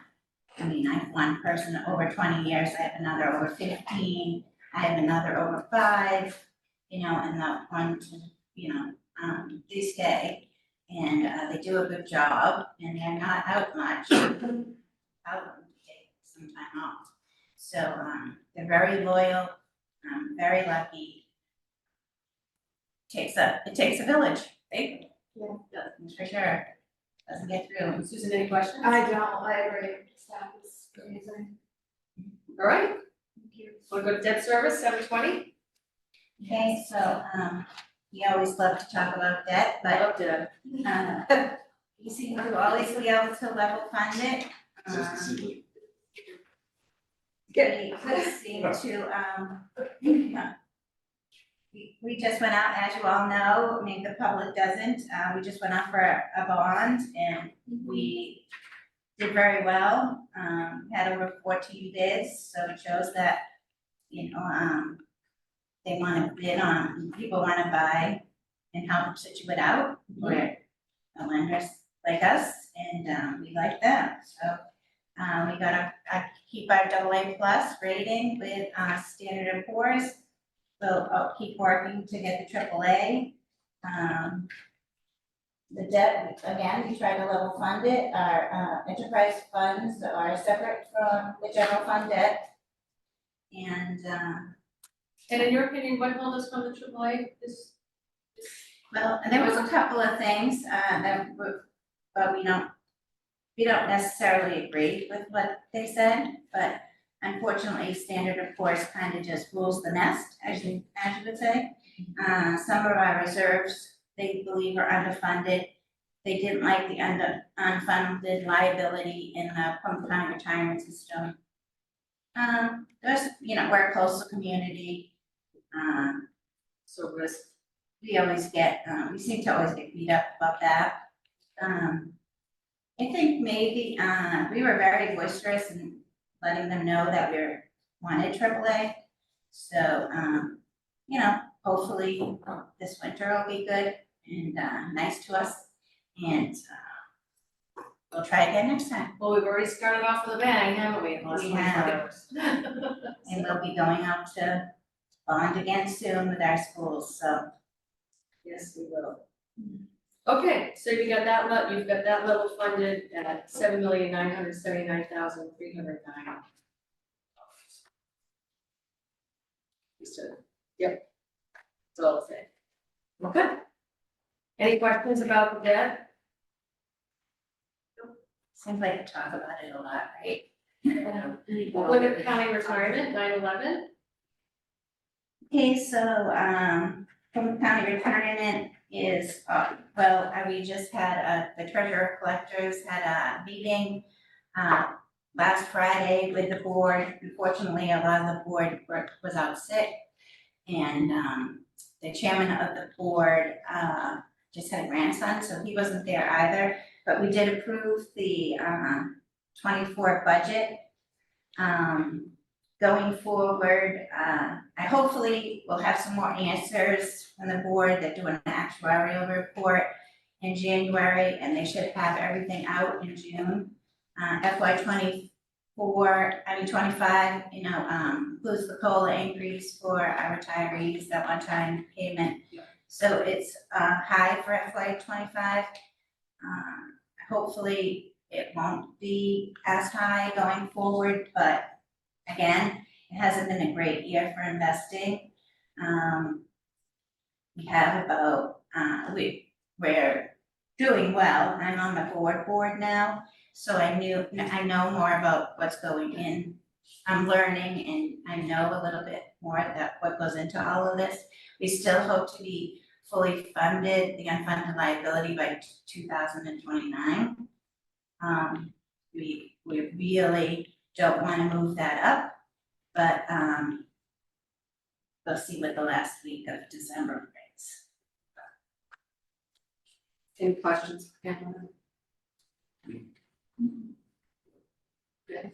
Good. Good. So, our 914, yeah. 914, our insurance, as you know, we, have our insurance through Maya. Right now, with the current enrollment, we have estimated a 10% increase over FY '24. The true numbers will come out usually at the MMA conference or around there. We're not, we think at 10%, we're good, we're hoping it comes in a little lower. But we've had a lot of people with high insurance claims, in the last couple of years. Oh, really? Specifically Scituate or Maya in it? You Well, speaking Well, specifically Scituate, us we've or- had a lot of, big insurance claims lately, but they pool them together and they knock off the top, I don't know, 5 or 6, and then they estimate it, and play with all the numbers. But, you know, insurance is one of those things, Very just, competitive. Do we still think Maya is the way to go as a team, or is it something that we'll be looking at? Something we review all the time, but there's not a whole lot of place. So, the only one around here that probably competitive would be going back to Plymouth County. I'm not sure the reasons we got out of Plymouth County have been corrected. So, We wanna wait and see. we are gonna work with Maya, there's some things we can do to maybe reduce the cost going forward, but as Pam said, we had a bad experience from last year, and just the market itself is up significantly. Yeah, the insurance market is, again. Any questions? Side? Nope. No? Okay. okay, and the last is the federal taxes. And as we do every year, we show a 4% annual increase each year, and that's what we've done going forward. Okay. That's for cost of living and step increases. Okay. So just for the public, her request was $917,625, and it's basically the same, $17,625 recommended. Those are the same. All right. Back to the head right now. All right, anything else? No, that's good. I'm done with my budgets. I'll let you stick around for a minute, let us close this up. Thank you for your work on the budgets, I know it's a lot of number crunching and for all your leadership with all the negotiations and the rates and things that we have been successful in obtaining in the past year, so. Thank you. No, I want to, we're all grateful for that. say you already said a nice thing about my staff, but I want to say the finance committee gets great. We're very fortunate to have all of you. All right, so I'm gonna power up my computer again. Let's talk beach stickers. That is next on our agenda. So we put this back on. Pam had reached out to me, because we had a long discussion on beach stickers about a month ago. I didn't want to make any changes without bringing it back in front, just so we can have some clarity. There's a little bit of, I think, I don't think confusion, but let's just clarify non-resident, that it may be consistent. We also have some issues. So just give me a minute while I just sign back on, because I just want to look at the backup, Pam. And But- Nick's on too, right? I'm sorry? Is that when Nick's on too? I think maybe I would tennis courts. He might be on the Tennis tennis courts. court. Or was he on? Yeah. Okay. He's certainly welcome to chime in. Yeah. I didn't know if he was Yeah, I think you wanted to listen to beach stickers. to beach also. center too. Okay. I'm here. Hi, Nick. And then, Hey, everybody. Is congratulations in order yet? Yes. Yes, thank you very Alright. much. Congratulations. Thank you, thank you. Okay, sorry, I'm getting my, authentication, so on, so. Triple down. So I just wanna reiterate too, we're talking about non-resident beach stickers. Yeah, we're talking about non-resident, residents stay the same, we do not change anything. Let me just page down here, if you wanna just summarize a little bit, Pam, while I find this, just so. The only thing that resident beach stickers did change is we agreed to only need a sticker Memorial Day through Labor Day. Correct. So we just want to stick with that. Karen Canfield brought up a good point. Did we highlight that in the water bills at all? Like, was it called out that we changed the I don't think- duration? no, I don't. So we might wanna do some kind of public communication, because folks don't know that we, kind of did them a favor, it's just from Memorial Day to Labor Day, we should leverage that positivity. I think Kathy is kind of waiting until we figure all this out, until she Puts it all out together. yeah, she keeps coming in to see if we've made decisions on Okay. beach stickers yet, and I really haven't wanted her to say anything until we're all said and done. So may I ask a question related to that? Yes. So if currently, does it say in the bills that you have to get your sticker by March first or whatever the date is? Yes, February, February first. if you're a resident. Right, but if we're telling people you really don't need it until Memorial Day, That's for only the beach transfer station, you need it April first. So a lot of people like to come and get their stickers all at once, yeah, and we won't sell them until February. Although people are trying to go online last month and buy them as soon as they got them in their water bill. I just feel it makes sense to make the 2 days by which you must buy the sticker the same. It's a little late to do that right now for, Well, to so make what any if we- changes for residents. We're gonna start selling them February 15th. We kind of do that every year for the residents.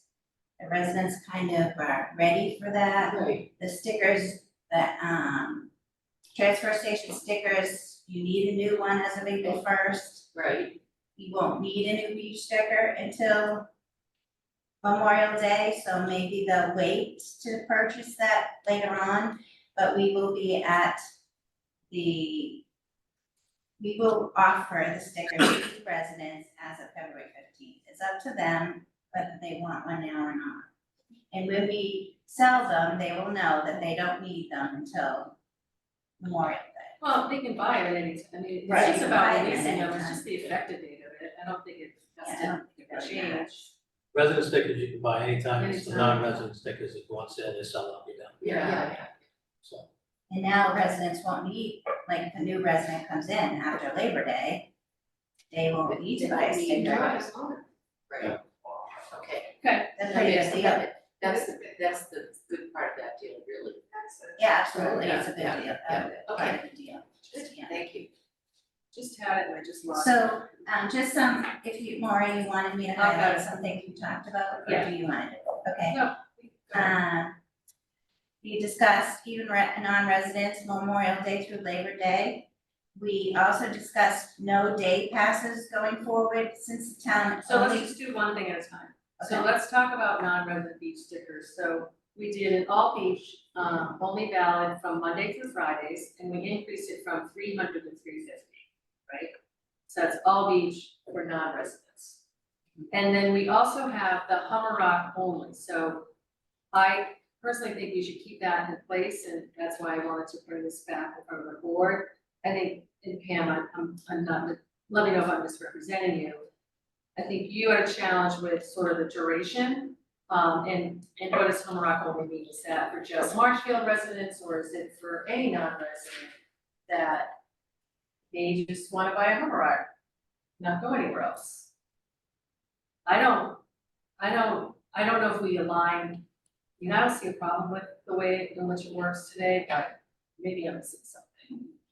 I only think that if you're gonna do all beach, and you're only gonna let people go Monday through Friday that pay $350 now for a Mhm. sticker. And then you allow people to buy a Hummer Up only sticker for $100 and allow them, you really should only allow them Monday through Friday also. but you were allowing them all week. I just think then maybe all beach stickers, maybe should be able to go to Hamrock on weekend if you're gonna let Hamrock go on a weekend. But that being said, I didn't know if you wanted to go, Laura and I did all these scenarios. I didn't know if you wanted to go Hamrock only to only Marshfield residents, and I honestly, we can do that. But I don't know as far as buying online, that's all gonna work out. You know what I mean? Yeah, how you can manage that. Yeah. Like put grandma's address in or whatever. Correct. So. So I'm not in favor of limiting Hummerock just to the weekdays, really not, because that's been a mutual sort of agreement with Marshfield that, you know, maybe it's in their backyard, and I would not wanna prohibit them from going all weekend. Right. Well, But if you buy an all beach sticker too, you should be able to go to Hamrock. Well, Hallmark's not the problem, is it? I mean, when we talked about this, the issue was the parking, right? And then it's full on the weekends, and there wasn't access. But Hallmark parking is not a problem on the weekends, or at least that's what we were told, right? Yeah. That it was Egypt Beach, or no, it was Minot. Minot and Peggy. Not even Egypt, it was just Minot and Peggy. And those are the emails I get on Monday morning when I first get to work, is that they couldn't find space in Minot. So if it really is mitigating just parking, then why do we have to change what we voted on? You know? Well, we do, just to add, we do get a lot of calls from Marshfield people who are unable to purchase Hummerock stickers because other towns are purchasing. Just FYI. Well, we just heard it's a management issue, right? Like not, I mean, a technology issue. I don't Yeah, really but- see how we can, I think we've been, lucky enough to sell them all online. Jim said when Jim started doing this, he said all non-residents online only, and it's worked out fabulously. I don't have to have 500 of those people coming into the counter. We don't do any kind of address verification or validation on the sign up. No, they're The not. technology doesn't have any validation Just put it in. built into it, you just put it in, so you can say anything. So how do you verify? So if I go and I say, this could be a devil's advocate. If I go and I say, well, I live in Central Iowa in Marshfield, here's my zip code. Do they have to show proof to you when they come in or no? Because how do Usually online, they have to put in their registration. right, You know, because we have to have a registration that goes back to the sticker number on their car. And that tells you the address, doesn't it? Yes, so, but, you know, I mean, I don't know how you're gonna sell Hummerock only stickers online through Unibank for only Marshfield residents. I don't think that would really work. I think if you were gonna sell Hummerock only stickers to only Marshfield residents, you would have to have those Marshfield residents come to the counter so we could verify that they're who they are. yeah, we don't wanna do that to you. Yeah, no, I don't want to do it. Well, and what I said to Pam too is, you know, maybe we just stay with what we have for now and see how it works for year one. Unless we can get the technology to validate addresses. Well, then when we have the plate readers all up and running, because right now it's the sticker, you gotta compare it to the, when the plate readers are up running, the plate will get red, yep, you have a sticker, you don't know whether they have a sticker on their car or not. So that'll be one way to do it, but in terms of validating the addresses, you know, we're gonna possibly limit Hummerock only to people who are from Scituate and Marshfield. Yet Marshfield only sells their stickers to Marshfield.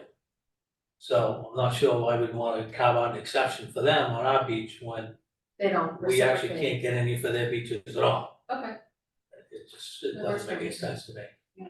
no, that works for me, it's a good point. So, and I totally agree with that. So I think, but you don't want people at those two beaches on the weekend. So I think you do all beach stickers, right? From 300 to 350. This is only my suggestion. From 300 to 350. And let them go to the beach Monday through Friday, all beaches, any beach they want, Peggy and mine included. And on the weekend, that sticker is valid at Hummerock only. They can't go to Peggotty, they can't go to Minot, they can't go anywhere, Egypt. They can just go to Humrock on the weekend. And then Humrock only stickers for Humrock only, Monday through Sunday. But I think you wanted to say no weekend too, so you have to talk about that too. But that's my suggestion that you do. Because if you're gonna pay. Say that last statement, you need to say what, I think you contradicted yourself, I just wanna make sure. No, So, go ahead. I think you wanted the non-residents to not be on your beaches on holidays. So you kind of have to, if you do want to do that again, you kind of have to do that for all non-resident stickers. I don't know if you want to do that anymore. You did discuss that at the last meeting. That might be something you want to revisit. Go ahead, yeah. I'll just change the name from all beach sticker to a midweek beach. Or multi-beach, it's only midweek, just call it midweek, non-resident. So it's not all beach, 'cause it's not all beach, just call it midweek, No, midweek is all beach. right, just call it multi, so it's less than whatever, so just call it midweek beach. Then if you wanna include Hummerock, they wanna go on Monday, Friday, Hummerock, fine. Well, they can. Right. The issue is the reverse. The issue is the Hummerock only one. It's not an issue for me, but it just seems to be a concern. So the issue is the Hummerock only one, where that's just for Hummerock. All day, all night, Monday through Sunday, weekends and holidays, right? Right? Yeah. I'm just making sure. Yeah. You know what I mean? Why do we have a Hummerock on it? Just curious. Because it's cheaper than the Lake Beach, I guess. I don't know. It was like that when I got here, Lorraine, 12 years ago, so. Just curious. If we're not worried about the parking in Hummer, as Harrison said about why we do this in the first place. If there's somebody from out of town that wants to go to the beach on the weekend, they can try to get one of the Hummerock ones too. They could pay $350 and $100. You know, they can get online and try to get one. I don't, you know. The issue you're gonna have is if you tell someone that's bought a beach sticker, a non-resident beach sticker, that they can't go to the beaches on the weekends except Hummerock. They're all gonna go to Hummerock. Now you're gonna create a parking problem at Hummerock. We could. And there is a problem. I would, Will. Is there? well, Is there? the parking lots are full on the weekends. There's no Even question. Hummerock, Hummerock's We full on get- the weekend. We get requests from the businesses down there, can we carve out X number of spots in the parking lot? Business parking, we said, no, we sell those spots. It is full on the weekend, it's just, you know, some people. So if they don't give any to us, if Marshfield doesn't give any reciprocity to us, then maybe it is okay just to do Hummerock only Monday through Friday and keep it consistent. I would say you have to keep it consistent. You either have to let them all go to the beach on the weekend or nobody goes to the beach, except Scituate residents. And I'm sure Scituate residents would be thrilled with that. Right? I mean, what do we foresee with that? I think we should. I would be wary of doing that, considering, I don't know the history and the tradition and exactly how long it's been for some of the and Marshfield's been a very good partner with us. I think before we make that quick decision, we should at least have a discussion. Yeah, that's why we're having it. But we can look at our select board. I wasn't at the meeting you had on this, and I know you spoke about this for quite a while. We did. I think you've made your decisions. I think we roll with what's gonna happen this year. And see what we end up with. You know, maybe people aren't gonna wanna buy the out of town stickers. That's a big revenue generator, but, you know, to make all these changes in 1 year, you're inviting an avalanche on Pam, her staff, my office. Yes. We made the changes in the non-resident, I think we go with those, leave the Hummerock the way they are for this year. See what happens at the end of the year when we count our pennies. And isn't that what we did? We didn't change Hummerock, right? Correct. Yeah, We did so, it. yeah, so, okay. No, so Pam's in here, we just wanna clarify, make sure you don't wanna make that change, I would just leave the changes you made We'll Get live in with it for at place. least 1 year. and see what happens, 'cause Right, if we're overrun with parking and. yeah, and the non-resident beach stickers are, you know, they're a cash cow. They really are, 150 of them, and they're bringing a lot of money, so we wanna see what happens with those before we start playing around with the rest of the beach stickers. Alright, I agree. All right, so we're gonna leave it after all that, okay, but I guess we need to get there Yeah, and look at it. and we can go up from 300 to 350 for the non-resident. Yeah, we're not changing that, well, I will risk speaking for the board that we're not, And I we'll- don't think we have a problem with increasing the price, no. Yeah, and we're gonna keep the amount we sell the same, right? Nick, did you have a comment at all? I didn't know if you good? Yeah, no, I agree that we just try to roll with, what we've already voted on. I do think it would be an issue if we eliminated the Hummerock Beach on the weekends for the Hummerock residents, or the Hummerock only stickers, I should say. So I think we leave those as is and just kind of roll with what we've already voted on. I did have a question on the day passes, though. Are those remaining? Yeah, we're getting to that now. Okay, Yep. okay. Yep, that's the next topic. So we only sold 13 last year, and this is on top of what we already give to the inn as, I don't think anybody's suggesting pulling anything back from the inn, at all. But it seems like a lot of work for 13 day passes, especially now if we're doing the all beach pass.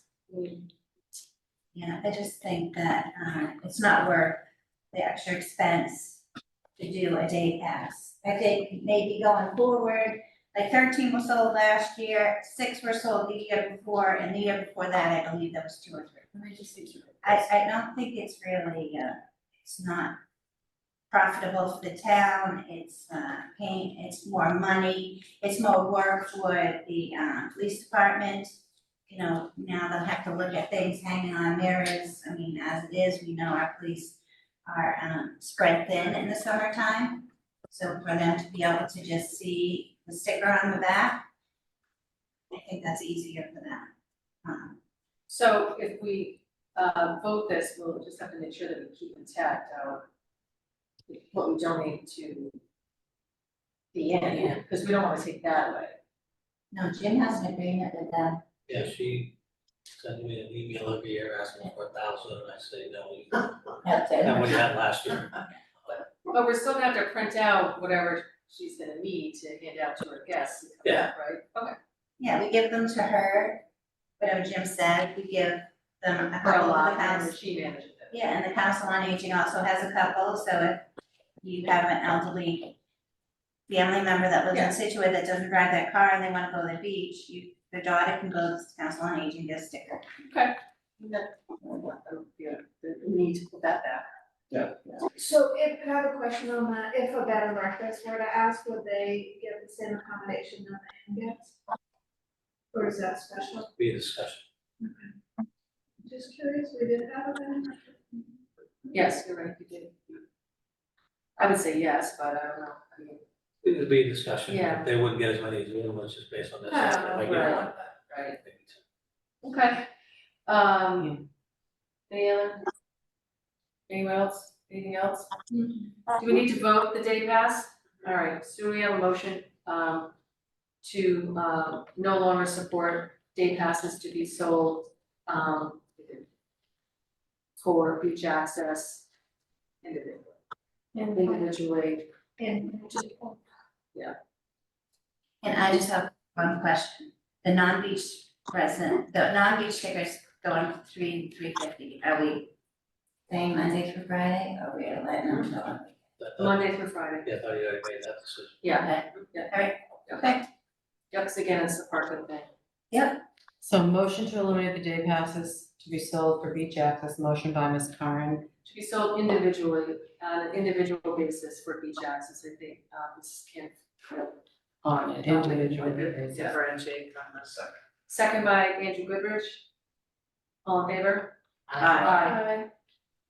Well, thank you for your deliberation, I do think we have to live through it a little bit. Yeah. And I appreciate you wanting the clarification too, because your department manages it. okay, And we won't be discussing any parking increases that falls under general bylaw, it doesn't fall under us, so I know there was some discussion that we were gonna be talking about increasing penalties for Oh, parking, right. sorry, penalties for parking, and we will not be discussing that.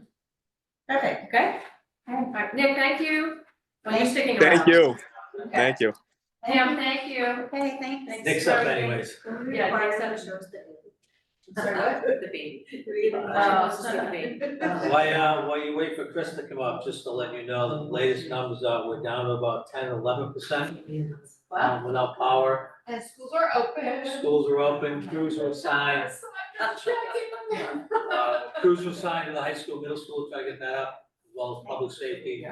Once those are up, those crews will go down to the water department, we're still trying to get the water treatment plant up.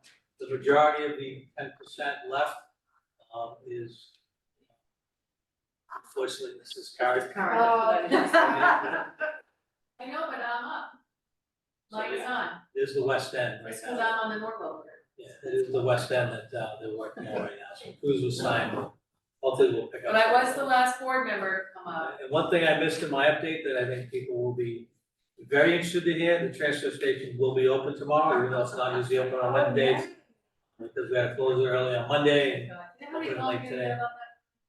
We could have 100 feet of snow, the entire town could be flooded and on fire, and the only problem is getting the office and why is the transfer station open? You should just change your, You you get should so many just phone change your calls. voicemail every morning.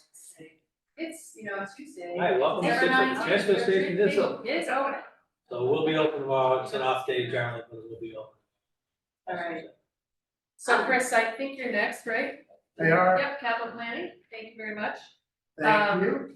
So, you can just give a little highlight, I couldn't decipher whether or not you, from the backup, whether or not you approved what was submitted to you. There were a couple of lines that were empty, with votes, so if you can, I just found a couple. They were the ones that. They may have Jim been- didn't recommend either.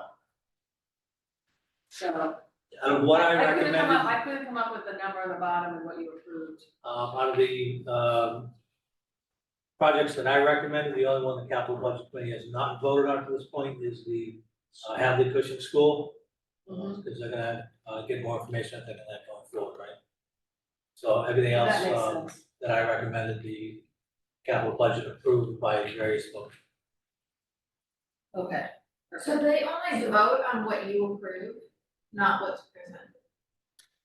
We vote on, so we're presented with the town administrator's recommended plan. So he gets all the requests from the departments, they score them, and he submits this to capital planning. We do have access to all of the requests. And we do have the capability of reviewing those. If a department comes in and says, he didn't recommend this truck, but we really need it, we do have the capability to change that. Right, their limitation of what they, is really on what they can spend. We kind of set that budget and I make a recommendation, but if they wanna move it around, they are free to do that. Last year, there were 2 or 3 that you didn't recommend, can't remember. Yes.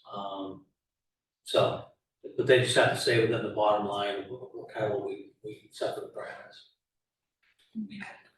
And I think as you go through, Chris, the one that I see on the, where it says, it was recommended. It doesn't say that you voted on it, it's structural repairs. Are we holding off on that one as well? That's sewer treatment. You plan, no, that was voted. So it might just be a typo. It's just missing. And that's all I wanted to know, That was all. it's probably a typo, and I just wanted to make sure, okay. All right, go ahead, I'm sorry to interrupt, go ahead, Chris. Read you my presentations. I spent 15 minutes. Of course. We will give you the floor. The committee did a roll call of all of the FY25 requests, holding that needed any further discussion. We held 4 items that needed further discussion. All of the other town administrator recommended items were voted unanimously to recommend. The ones that we held to discuss further were the high school science lab upgrades, the public grounds, electric ride-on lawnmowers, recreations, tennis and pickleball courts, which were actually not recommended by the town administrator, and the waterways harbor dredging project. So The discussion of the high school science lab upgrade centered on whether this was an operational or capital expense. It was generally recognized that this project was a symptom of the lack of maintenance over years. The discussion also saw that this is a replacement and upgrade of all of the lab equipment. The dissenting opinion felt that this project should be covered within the school maintenance budget, while the majority opinion felt this was a valid capital request. It was voted to recommend the project 6-1.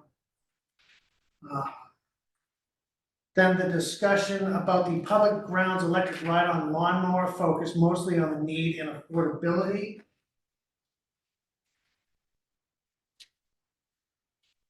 Just to clarify, it wasn't the need for the lawnmower, it was the need for electric lawnmower. Electric one? Which is significantly more expensive than a regular lawnmower. So the electric lawnmower, like you said, is more expensive than a conventional, approximately $20,000 more compared to a comparable gas-powered one. Public Grounds reviewed its experience with their demonstration, and electric motors, demonstrating that the electric motors are quieter for use around the schools. It's viewed somewhat as an experiment, getting into the electric side of all of these landscaping equipment. The Public Grounds is using some smaller electric hand tools. There was a limited understanding of the long-term replacement and operating costs for high-end items such as batteries, although Kevin did mention there's a 10-year warranty on these batteries. Which I thought was good. I don't know what they get for the cars or whatever, but 10 years on the lawnmower. Well, and I would add, this town is extremely green, sustainable focus, and there's a lot of commitment to get to carbon neutral at some point, I would imagine, so.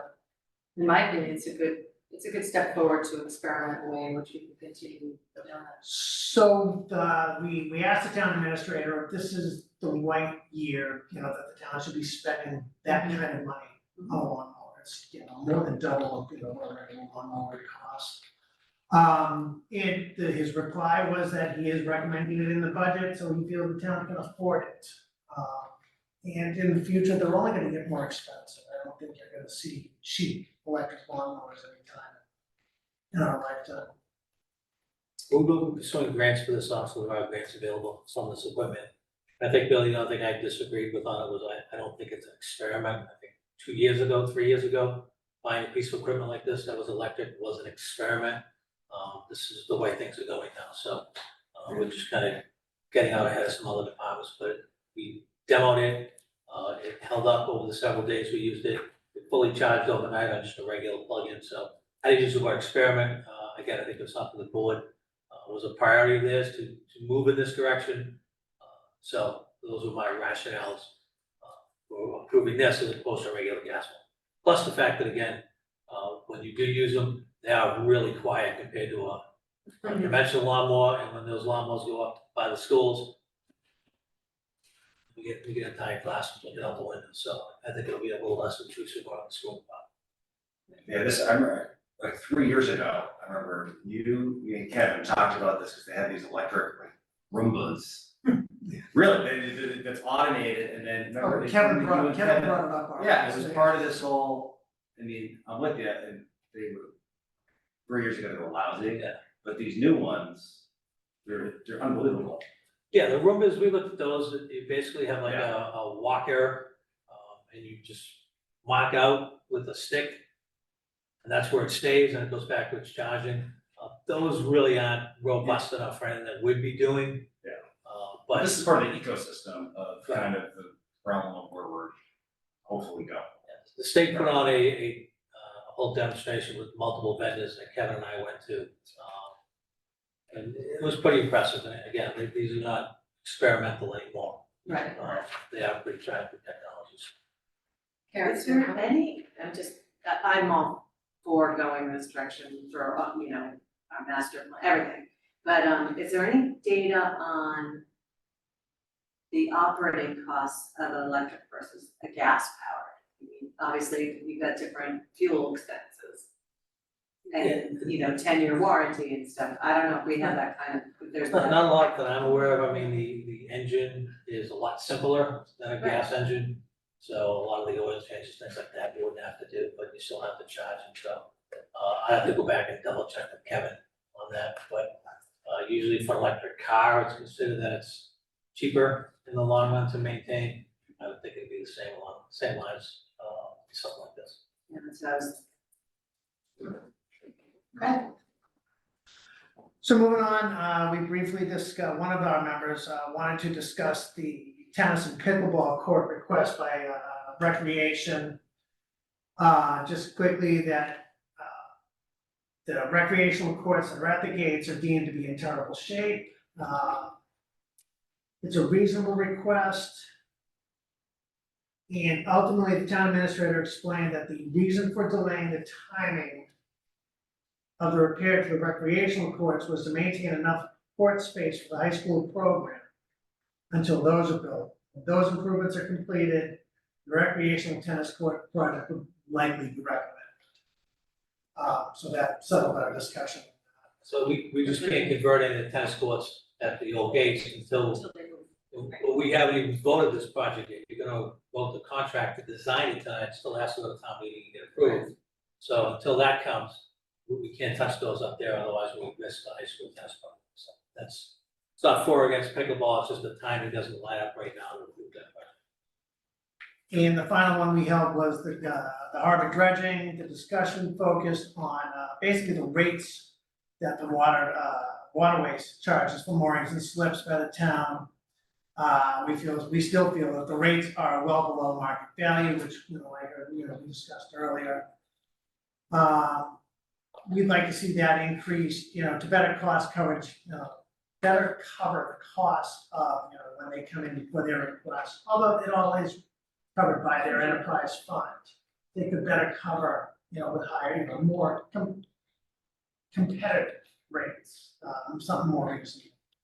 All of those projects that we did discuss, the three that we discussed that were recommended, were voted to recommend 6-1. That is my brief overview. Questions? So Chris, are you saying, just so I get it correct, if you increase the rates, increase your revenue, you have more for debt service, because borrowing's gonna borrow. That's what we're saying, that they might not have to come to us for as much if they've got more money to reserve also. They would all use their operating reserves to reduce the capital expense. Got it.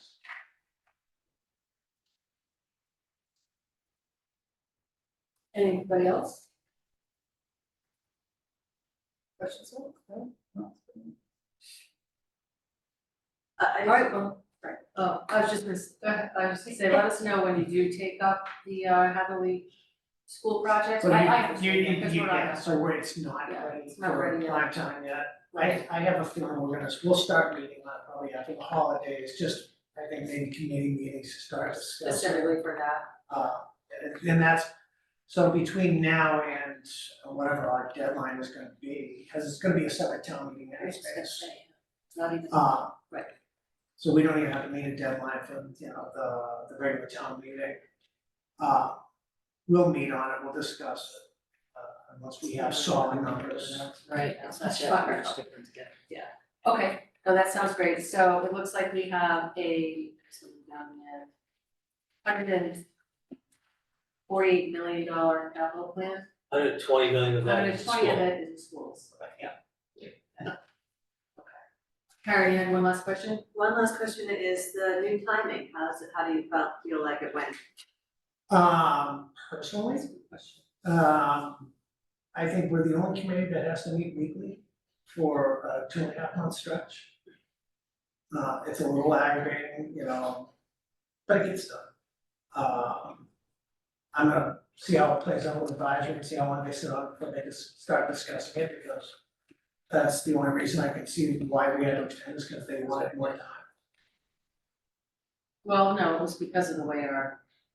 If there was. Right, back up into. Yeah, you asked for it to be moved up, so you wasn't all done before you guys even looked at Right, it. Right. So that's the piece that you've just finished.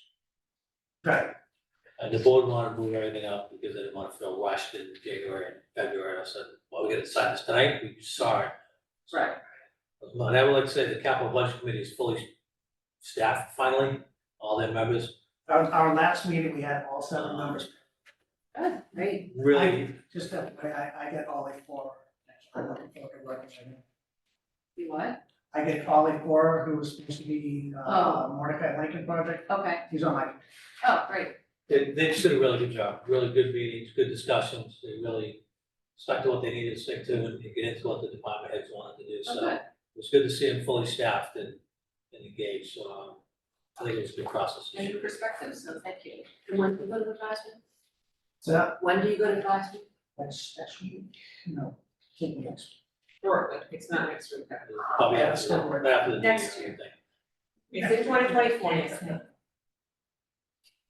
All right, thank you to you, your committee, everybody that worked on it, deliberated everything, and Thank you very I much. wish you happy summer holidays. Thanks, you too. Sure.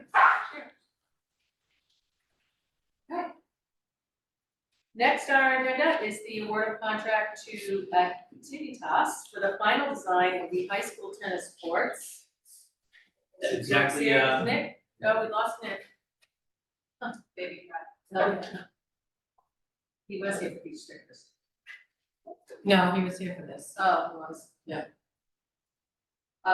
Who's gonna, Jen, Nancy? Yeah, exactly what it says, this is, an award for Activitas for $107,995 to do the final design for the tennis court project over at the high school property. The renovation, repair, rebuild, we're gonna say the 4 existing tennis courts, the installation of the 5th tennis court. The lights too, Mark? Yeah, lights too. Activitas has been involved in all the preliminary work on this. It's a competitive number. We have great experience with Activitas and Mark. So rather than delay this, try to do an entire bid, we reviewed Mark's submission and I think it's a good mention before this project started. And we're okay with procurement law Yes. proceeding. All right, so in the special town meeting this year, it was approved in Article 12-2, $125,000. And this proposal before us is for $107,995, very much within what was appropriated. So if there aren't any questions? I read through it, was pretty comprehensive. Yes, thank you. All right, motion? Move to award a contract to Activitas of, Activitas of Denton, Mass. For final design of the high school tennis courts through project bidding in the amount of $107,990. Second by Mr. Goodrich, second by Ms. Canfield, all in favor? Aye. All right. We look forward to seeing that design, much needed. Thank you, thanks for coming in. Happy holidays. Appreciate you coming in.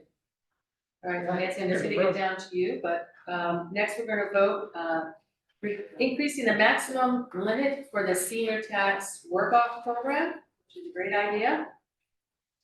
So, this was in the governor's supplemental fiscal 23 budget that just passed, or is very recent legislation. The statute that governs the senior tax work-off program was amended. This amendment is effective for fiscal 25, and it raises the maximum amount that a senior can work off their taxes from $1,500 to $2,000. So what is before the board today is you will vote to approve the limit increase from $1,500 to $2,000 effective for fiscal 25. That way Linda will know when people are coming in to fill out their applications, what they can actually qualify for. I have talked to Joe DeVito, who talked to the Board of Assessors, they're in support. And the Financial Forecast Committee did increase the overlay, which is how this program is funded, the amount of taxes that we'll collect. And so it will come out of overlay. Right now, the sport is capped at 30 participants, and we usually run it anywhere from 18 to 22. So we're well below the maximum that's come down. That's okay, that was my question for you, was that 30 a new max, or is that what you're at? No, that when you voted it a few years ago, when we attracted the rate to minimum wage, and they can't, the seniors can't make more than minimum wage. Although they'll say on the statute. So we capped it at 30 just so the assessors would know what they would need for overlay. And they haven't come anywhere close. Okay. Any questions for Nancy? Does this have to go to the town meeting as well for voters? No, town meeting already accepted the local option statute, so the board has the ability to change the limit. I just want to let everyone know, because this is a big deal, this is a $500 bucks, and they're working, but it's still gonna save. That's great, I think it's awesome. If we vote yes, then we need to. Yeah, and it just means that they would have to work. Pressure. Little pressure, yeah. All right, motion? I have one question? question, it's household, right? So, because it's per tax bill? Right, because it could be two people on one tax bill. But they could both work up to We 2,000. don't have anyone currently who's doing that, and I think Linda might give preference to someone before she would give two, but I'd have to go back and read the That's an statute to see if interesting it's, question. No, it looks like Statutes in the here. statute says to the bill, right? if it's to the bill, then it would just be one member of the household. Only one member of the household could elect to do it. We could both do it, but then. Well, I wonder if they could both do it and It's- split it. or exactly. not. Yeah, they could probably split the hours. Okay. Yeah, we need to advertise that too. Yeah. Although I do not, do you know where folks work? Cause I remember meeting with the librarian, Sometimes they're here. they can't work at the library, like they don't have the staff to do this at the library. Lorraine has a wonderful Lorraine workers, does it? yeah, in us. I always use the tax, they're great. Linda has quite a few of them. Does Kevin mention this?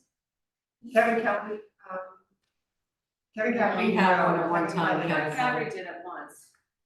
Kevin Kelly Oh, did it. good. Yeah. We had someone painting hydrants, I just don't know if it was in Scituate. I just know, right, we had a senior tax worker who painted hydrants and they were happy as playing. It's a good That idea, sounds like- although I never understand why we paint our hydrants, so it's a discussion. It's so stupid. Anyway, Well, I'd actually like to suggest that, if it's possible, the Concom might be able to use some people who would like to be outdoors. I don't know what any sort of Oh, travel. insurance, the trail, but you know, no, it's a great idea. so, because it'd be nice to have. Well, maybe more Kathy, our range of communication jobs. person, can help us craft a nice announcement. I know they do it in Norwalk. Yeah, Yeah. Grab that's sort of, saws and disappear in the woods and they come out a couple weeks Yeah. later. I mean, we've got people doing it for free right now, that could be filing. He just won't supply the sauce. Yeah. Because then we have liability, so it's hurt. But Oh, they're not- they don't, that's all right, there are ways in which to. Yeah, I think there are plenty of Okay. people who would think that was a good thing. Motion. Motion, Yes. yeah, good idea. Move to increase the senior tax, I'm bringing up for a second. Move to increase the senior tax work-off abatement program limit to 2,000 per year per participant. Set the maximum number of participants at 30 per year at the rate per hour at $15, effective as of July 1st, 2024. Second. It's pretty far I'm away. sorry. It's gonna make sense. But it says per participant. It doesn't say per tax bill. See, I thought the things, That's the, bill when I read the things. so you could, what's a participant? Do you have the language Just of enough this, to hear Susan? the message. Susan has the language of it. Yeah. I think it's, In exchange for Point one. such volunteer services, the city or town shall reduce the real estate property tax obligation of such person over the age of 16 on his tax bills and any reduction. so is it to increase the senior tax work-off abatement program limit to 2,000 per year per participant? Per participant, that's what's getting me there. Limited to 2,000 per participant. You know, this is a typical thing with my language glasses. Yeah. Should we point out that it's only math? Yeah, I know, I was, maybe that was the problem. I thought that too. Where's It's that? only his tax bill. This tax, not their tax bill or. Where's If a woman I has think, to I have a think the tax bill. idea is that the amount of money you can apply to reduce your tax bill, whether it's yours, mine, or ours, is 2,000. Yeah. So it's Right. really not 2,000 per participant. It's per tax bill. It's per Right, tax which is what the bill. law Here we go. Well, Such so the motion reduction. should- as in- Here we go. in a All temporary- right, guys. Susan's got it. Go ahead, Susan. It says the reduction of the real property tax bill cannot exceed 2,000 in a Okay. given year. So let's just change that language. Say in accordance with Mass General Law. Okay? Yeah. So let's take a stab at changing that. Susan, since you have an open space. Do you have the motion open as well? In our tag team over here. Move to increase the senior tax work off abatement program limit to $2,000 per year per Per tax bill. real property tax bill. And set the maximum number. And set the maximum number of participants to 30 per year and the rate of $15 effective as of July 1, 2024. Rate per hour. Motion by Susan Harris and second by Andrew Goodrich, all in favor? Aye. Thank you, thanks for that clarification. Good catch. All right. Nancy? Okay, so the next one is on behalf of Kevin Kelly. We have a contract award that we wanted to do to Energy Conservation for heat pump installation at the DPW Highway Garage, and there was a list of the various heat pumps. There were 9 of them and the different areas where they were gonna be. And this was a capital project that was approved, Article 3CC at the April 2022 annual town meeting. There was $67,000 approved. And in great Tony Vignani style, the low bidder, the bidder was $66,226.57. So just made it skin of our teeth. And this company has done a lot of work for us under our chapter 25A, which is the energy statute. And we would expect them to move forward with the work as soon as approved. And is there an offset that brings us greater savings? They'll see better energy efficiency and their system is failing. So that's the offset to us, that they get the utility rates. Yeah. Great. Awesome, motion? Move to award a contract to Energy Conservation Inc. of Hanson, Mass. for installation of heat pumps at the 68 Captain Pierce Road DPW facility in the amount of $66,226.47. Motion by Karen Connolly, second by Karen Canfield, all in favor? Aye. Thank you, passes unanimously, thank you for that. Right, so. Make the mistake of doing the PDF, so I can't hop to the next piece. Okay, so we have some new business, which basically is to talk about closing the special town meeting warrant. There is a copy in the backup of all of the suggested placeholders. So nothing, I will say that I did add in there the Affordable Housing Small Grant Program number 14 as a placeholder. We probably won't need it because we haven't expended everything from last year, but wanted to sort of research that. So other than that, pretty standard special town meeting right now. Does anybody have any questions on anything with this warrant, anything that you feel is missing?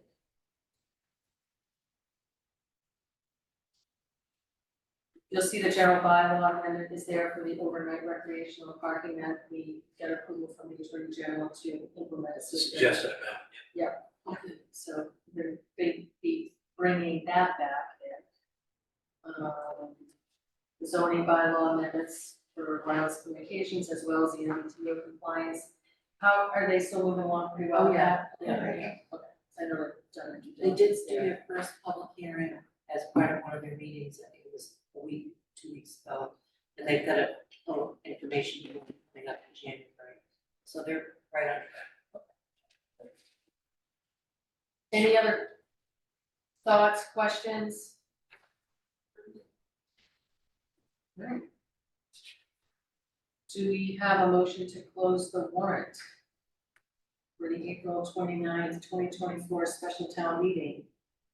Oh, no, that's not. No, that's the next. That's the other one, sorry. Move that the select board close the warrants for April 8th, 2024 special town meeting and the annual town meeting, both be held on Monday, April 8th, 2024.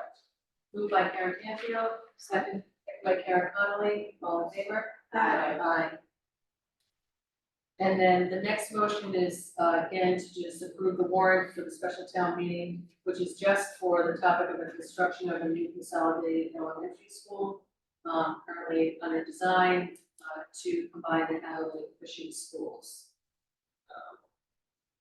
Some, want a motion?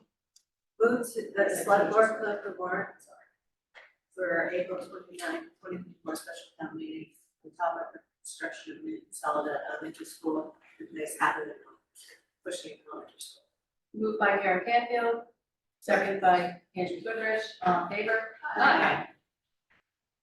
All right, board and committee appointments. I think we have one for the board by Macon committee, correct? Yes. That we're looking for. It's great. So all of you had interviewed most of the folks, I think, in the meeting that I was at. And did Ollie, He withdrew his withdraw? application. Okay, Yes. that's good. All right, so do I have a motion to appoint Elise? Oh, do we have 5 applicants? There's 5 applicants and 4 spots. Okay, so I'm gonna let you guys discuss this a little bit. I did not interview them, so. I would like to be, Madam Chair. Jack Whitaker is on the Historical Commission. Yep. He's also a member of the CPC. Right. Community Preservation Committee. By the way we wrote the charge, the Historical Commission has an appointed voting member of this body, who is Mr. Blinsky, I believe they appointed him. Yeah. So nothing against Mr. Whitaker, he's very well qualified, he's very, but he's already on. So he's serving 2 others. 2 committees that are, and Community Preservation Committee being, a lot of work. And so I would submit that we really don't have 5. Okay. I mean, That's my take on it. Maybe we'll have the Or we opportunity, both of those to be involved in this. oh, yeah. So you're suggesting giving the other folks an opportunity to serve since they're not on committees? And they're very qualified. Yes. I mean, all the candidates were really qualified. Yeah. So hard to say. Well, if I may, I will say I was a little disappointed in one particular candidate because I felt as though the candidate wanted the Mordecai Lincoln property to only belong to the people who live there. So I would just like to say that I hope that everyone on this committee has an open mind about the uses of it and that the town bought it and it's not strictly a neighborhood. And we've got a lot of people from that neighborhood who applied to be on it, which is a good thing because it is their neighborhood. On the other hand, I hope they're willing to share it.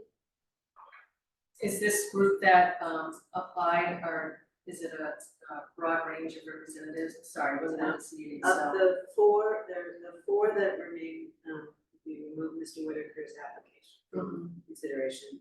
3 are letters. And 1 is a historic renovation carpenter, Ooh, yes. Yes, yeah, yeah, good call. really, yes. So I think that'll be a great addition. I'm a little concerned that we're letter heavy, Yes. but I think that that's balanced with historic conservation and The other committee members that are the other committee members. Okay, And the charge is very clear. and we need to move forward on it, so. Right. We Yeah. need to continue to delay it, and let's give them an opportunity to. Yeah, and they all brought great qualifications. They were not just, it's my backyard. Okay. So does someone want to make a motion for the 4 that you would like on this committee, or is there any other discussion, or are you guys pretty much all on the same page?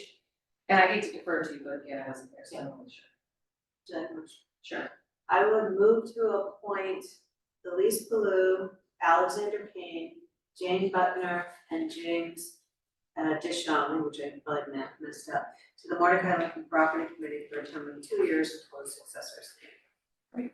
Motion by Karen Canfield, second. Second by Susan Harrison. All those in favor? Aye. Aye.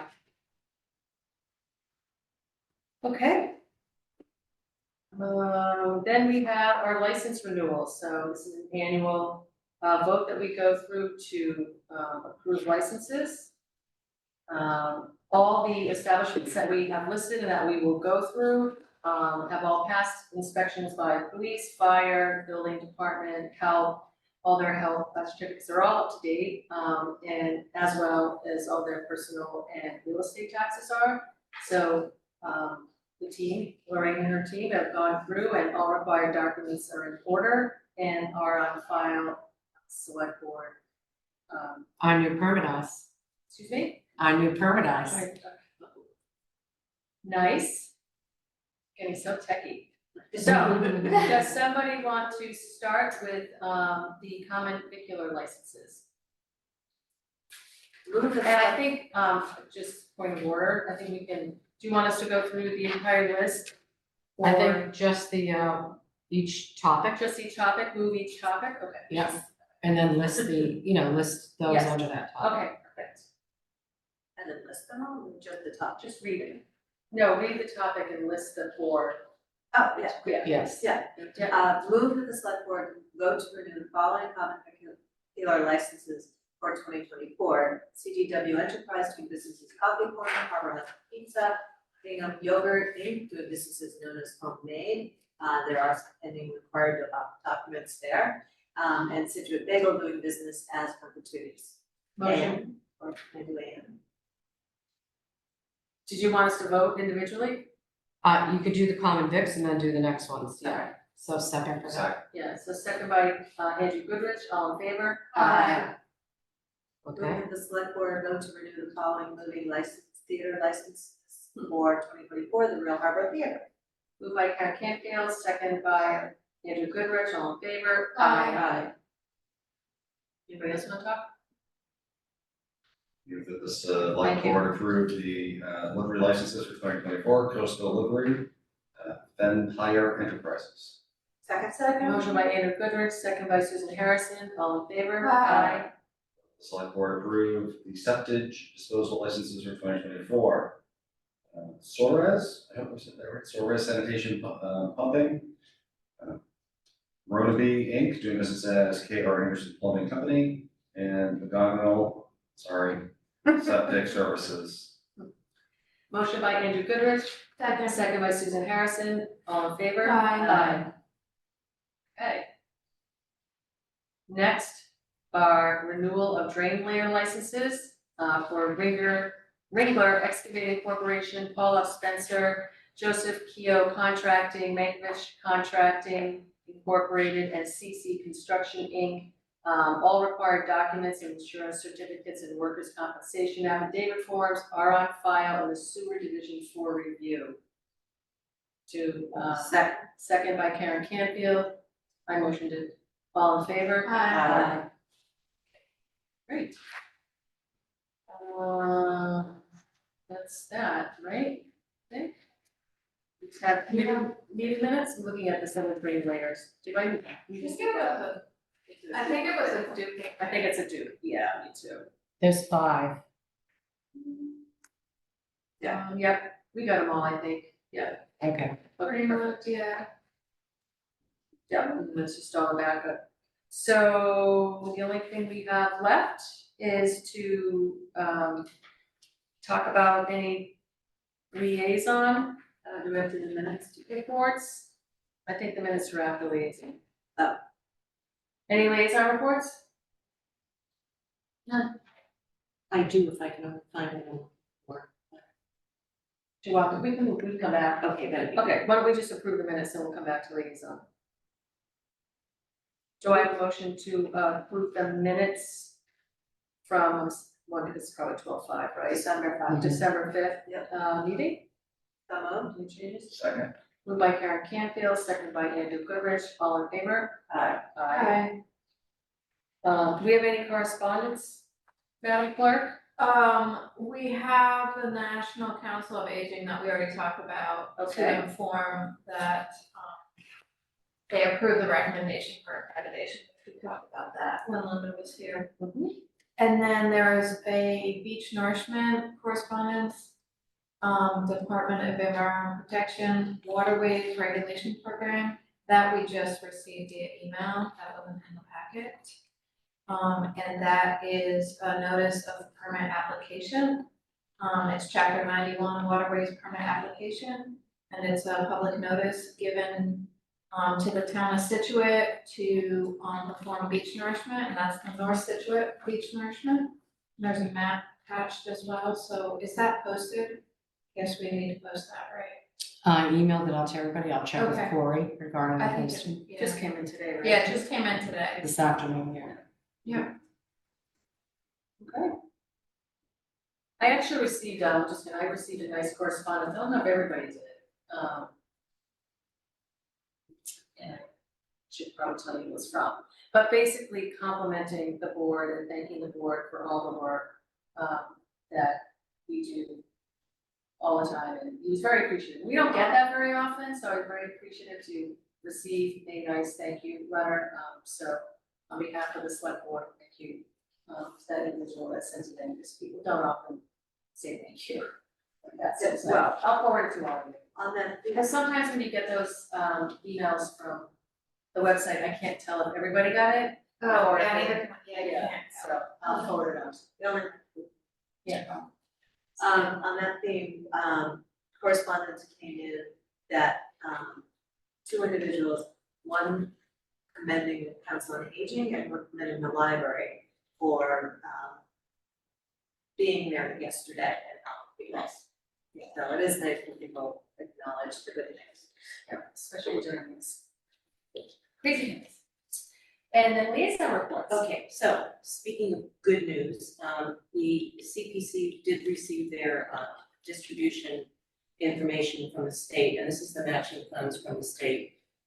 It came in at 458,596 from the trust fund. So this brings the total money in town that the state has received from the trust fund. This is not the tax Right. money, the trust fund, $10.5 million. That's great. Over how many years? Over 2000. What was it, 2003? Yeah. So, Dan Fennelly let me know that, and I thought I would pass that information That's great. along.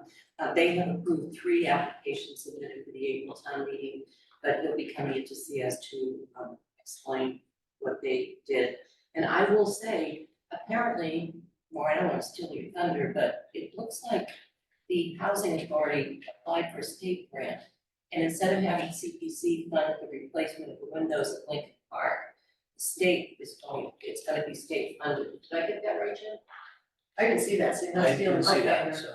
Well, that's right. Jill Cafferty was at CPC and told them that the reason why they were withdrawing the application for the windows, and we all know windows cost a lot of money.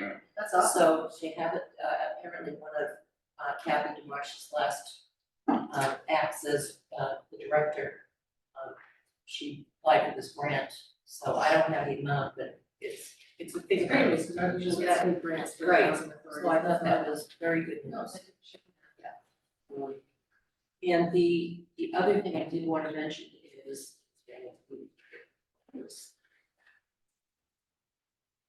the environmental review and permitting process for Pier 44 is underway. So we're adhering to the schedule, but it looks as though we probably won't be coming to the town for any funding until at least April of 2025. So that's how long the permitting process will take. But in addition to that, that gives us time as a group to go out and get grant money, which we think there may be a significant amount. So I think that's good news. Sometimes you get upset that permitting takes a long time, but sometimes it gives you breathing room. Yeah. So. Yeah. Good point. That's a good. Yeah, excellent, thank you. Yeah. Anything? Liaison? John liaison. financial forecast, we talked about that. Bill, or? Sure. So yesterday we made some adjustments to the financial forecast. Major ones, that would be the change to numbers on room occupancy and also meals tax. Looking at historic numbers, increased that by 125,000, 50 and 50 and 80, so 100,000 total. And with that, the town share delivered on schools has been adjusted in the town's favor by 1%, 3.4%. So that's the adjustments, that's additional revenue on the town side, which is number one, to say thank you for working a great partnership with the school department and Tom and Bill and the whole, everyone over there, understand the need on our side. It's all news. There's definitely there's some difficult revenue numbers forecasting out for just costs for everything going up, but it's gonna really help our budget side, so. Well, thank you to all of you for working through that. Anything that we can do to avoid an operational overrun, so it was appreciated. That's very positive. The work. Great, thank you. I think. All right, if there's nothing else, I'll take a motion to adjourn and sign documents. So moved by Karen Connolly. And I'm sorry, before we go, happy holidays to everyone. It's our last meeting before the holidays commence. So wishing you all happy holidays in the next week or so, as well as a happy new year. And we will see you next year. Yes, see you.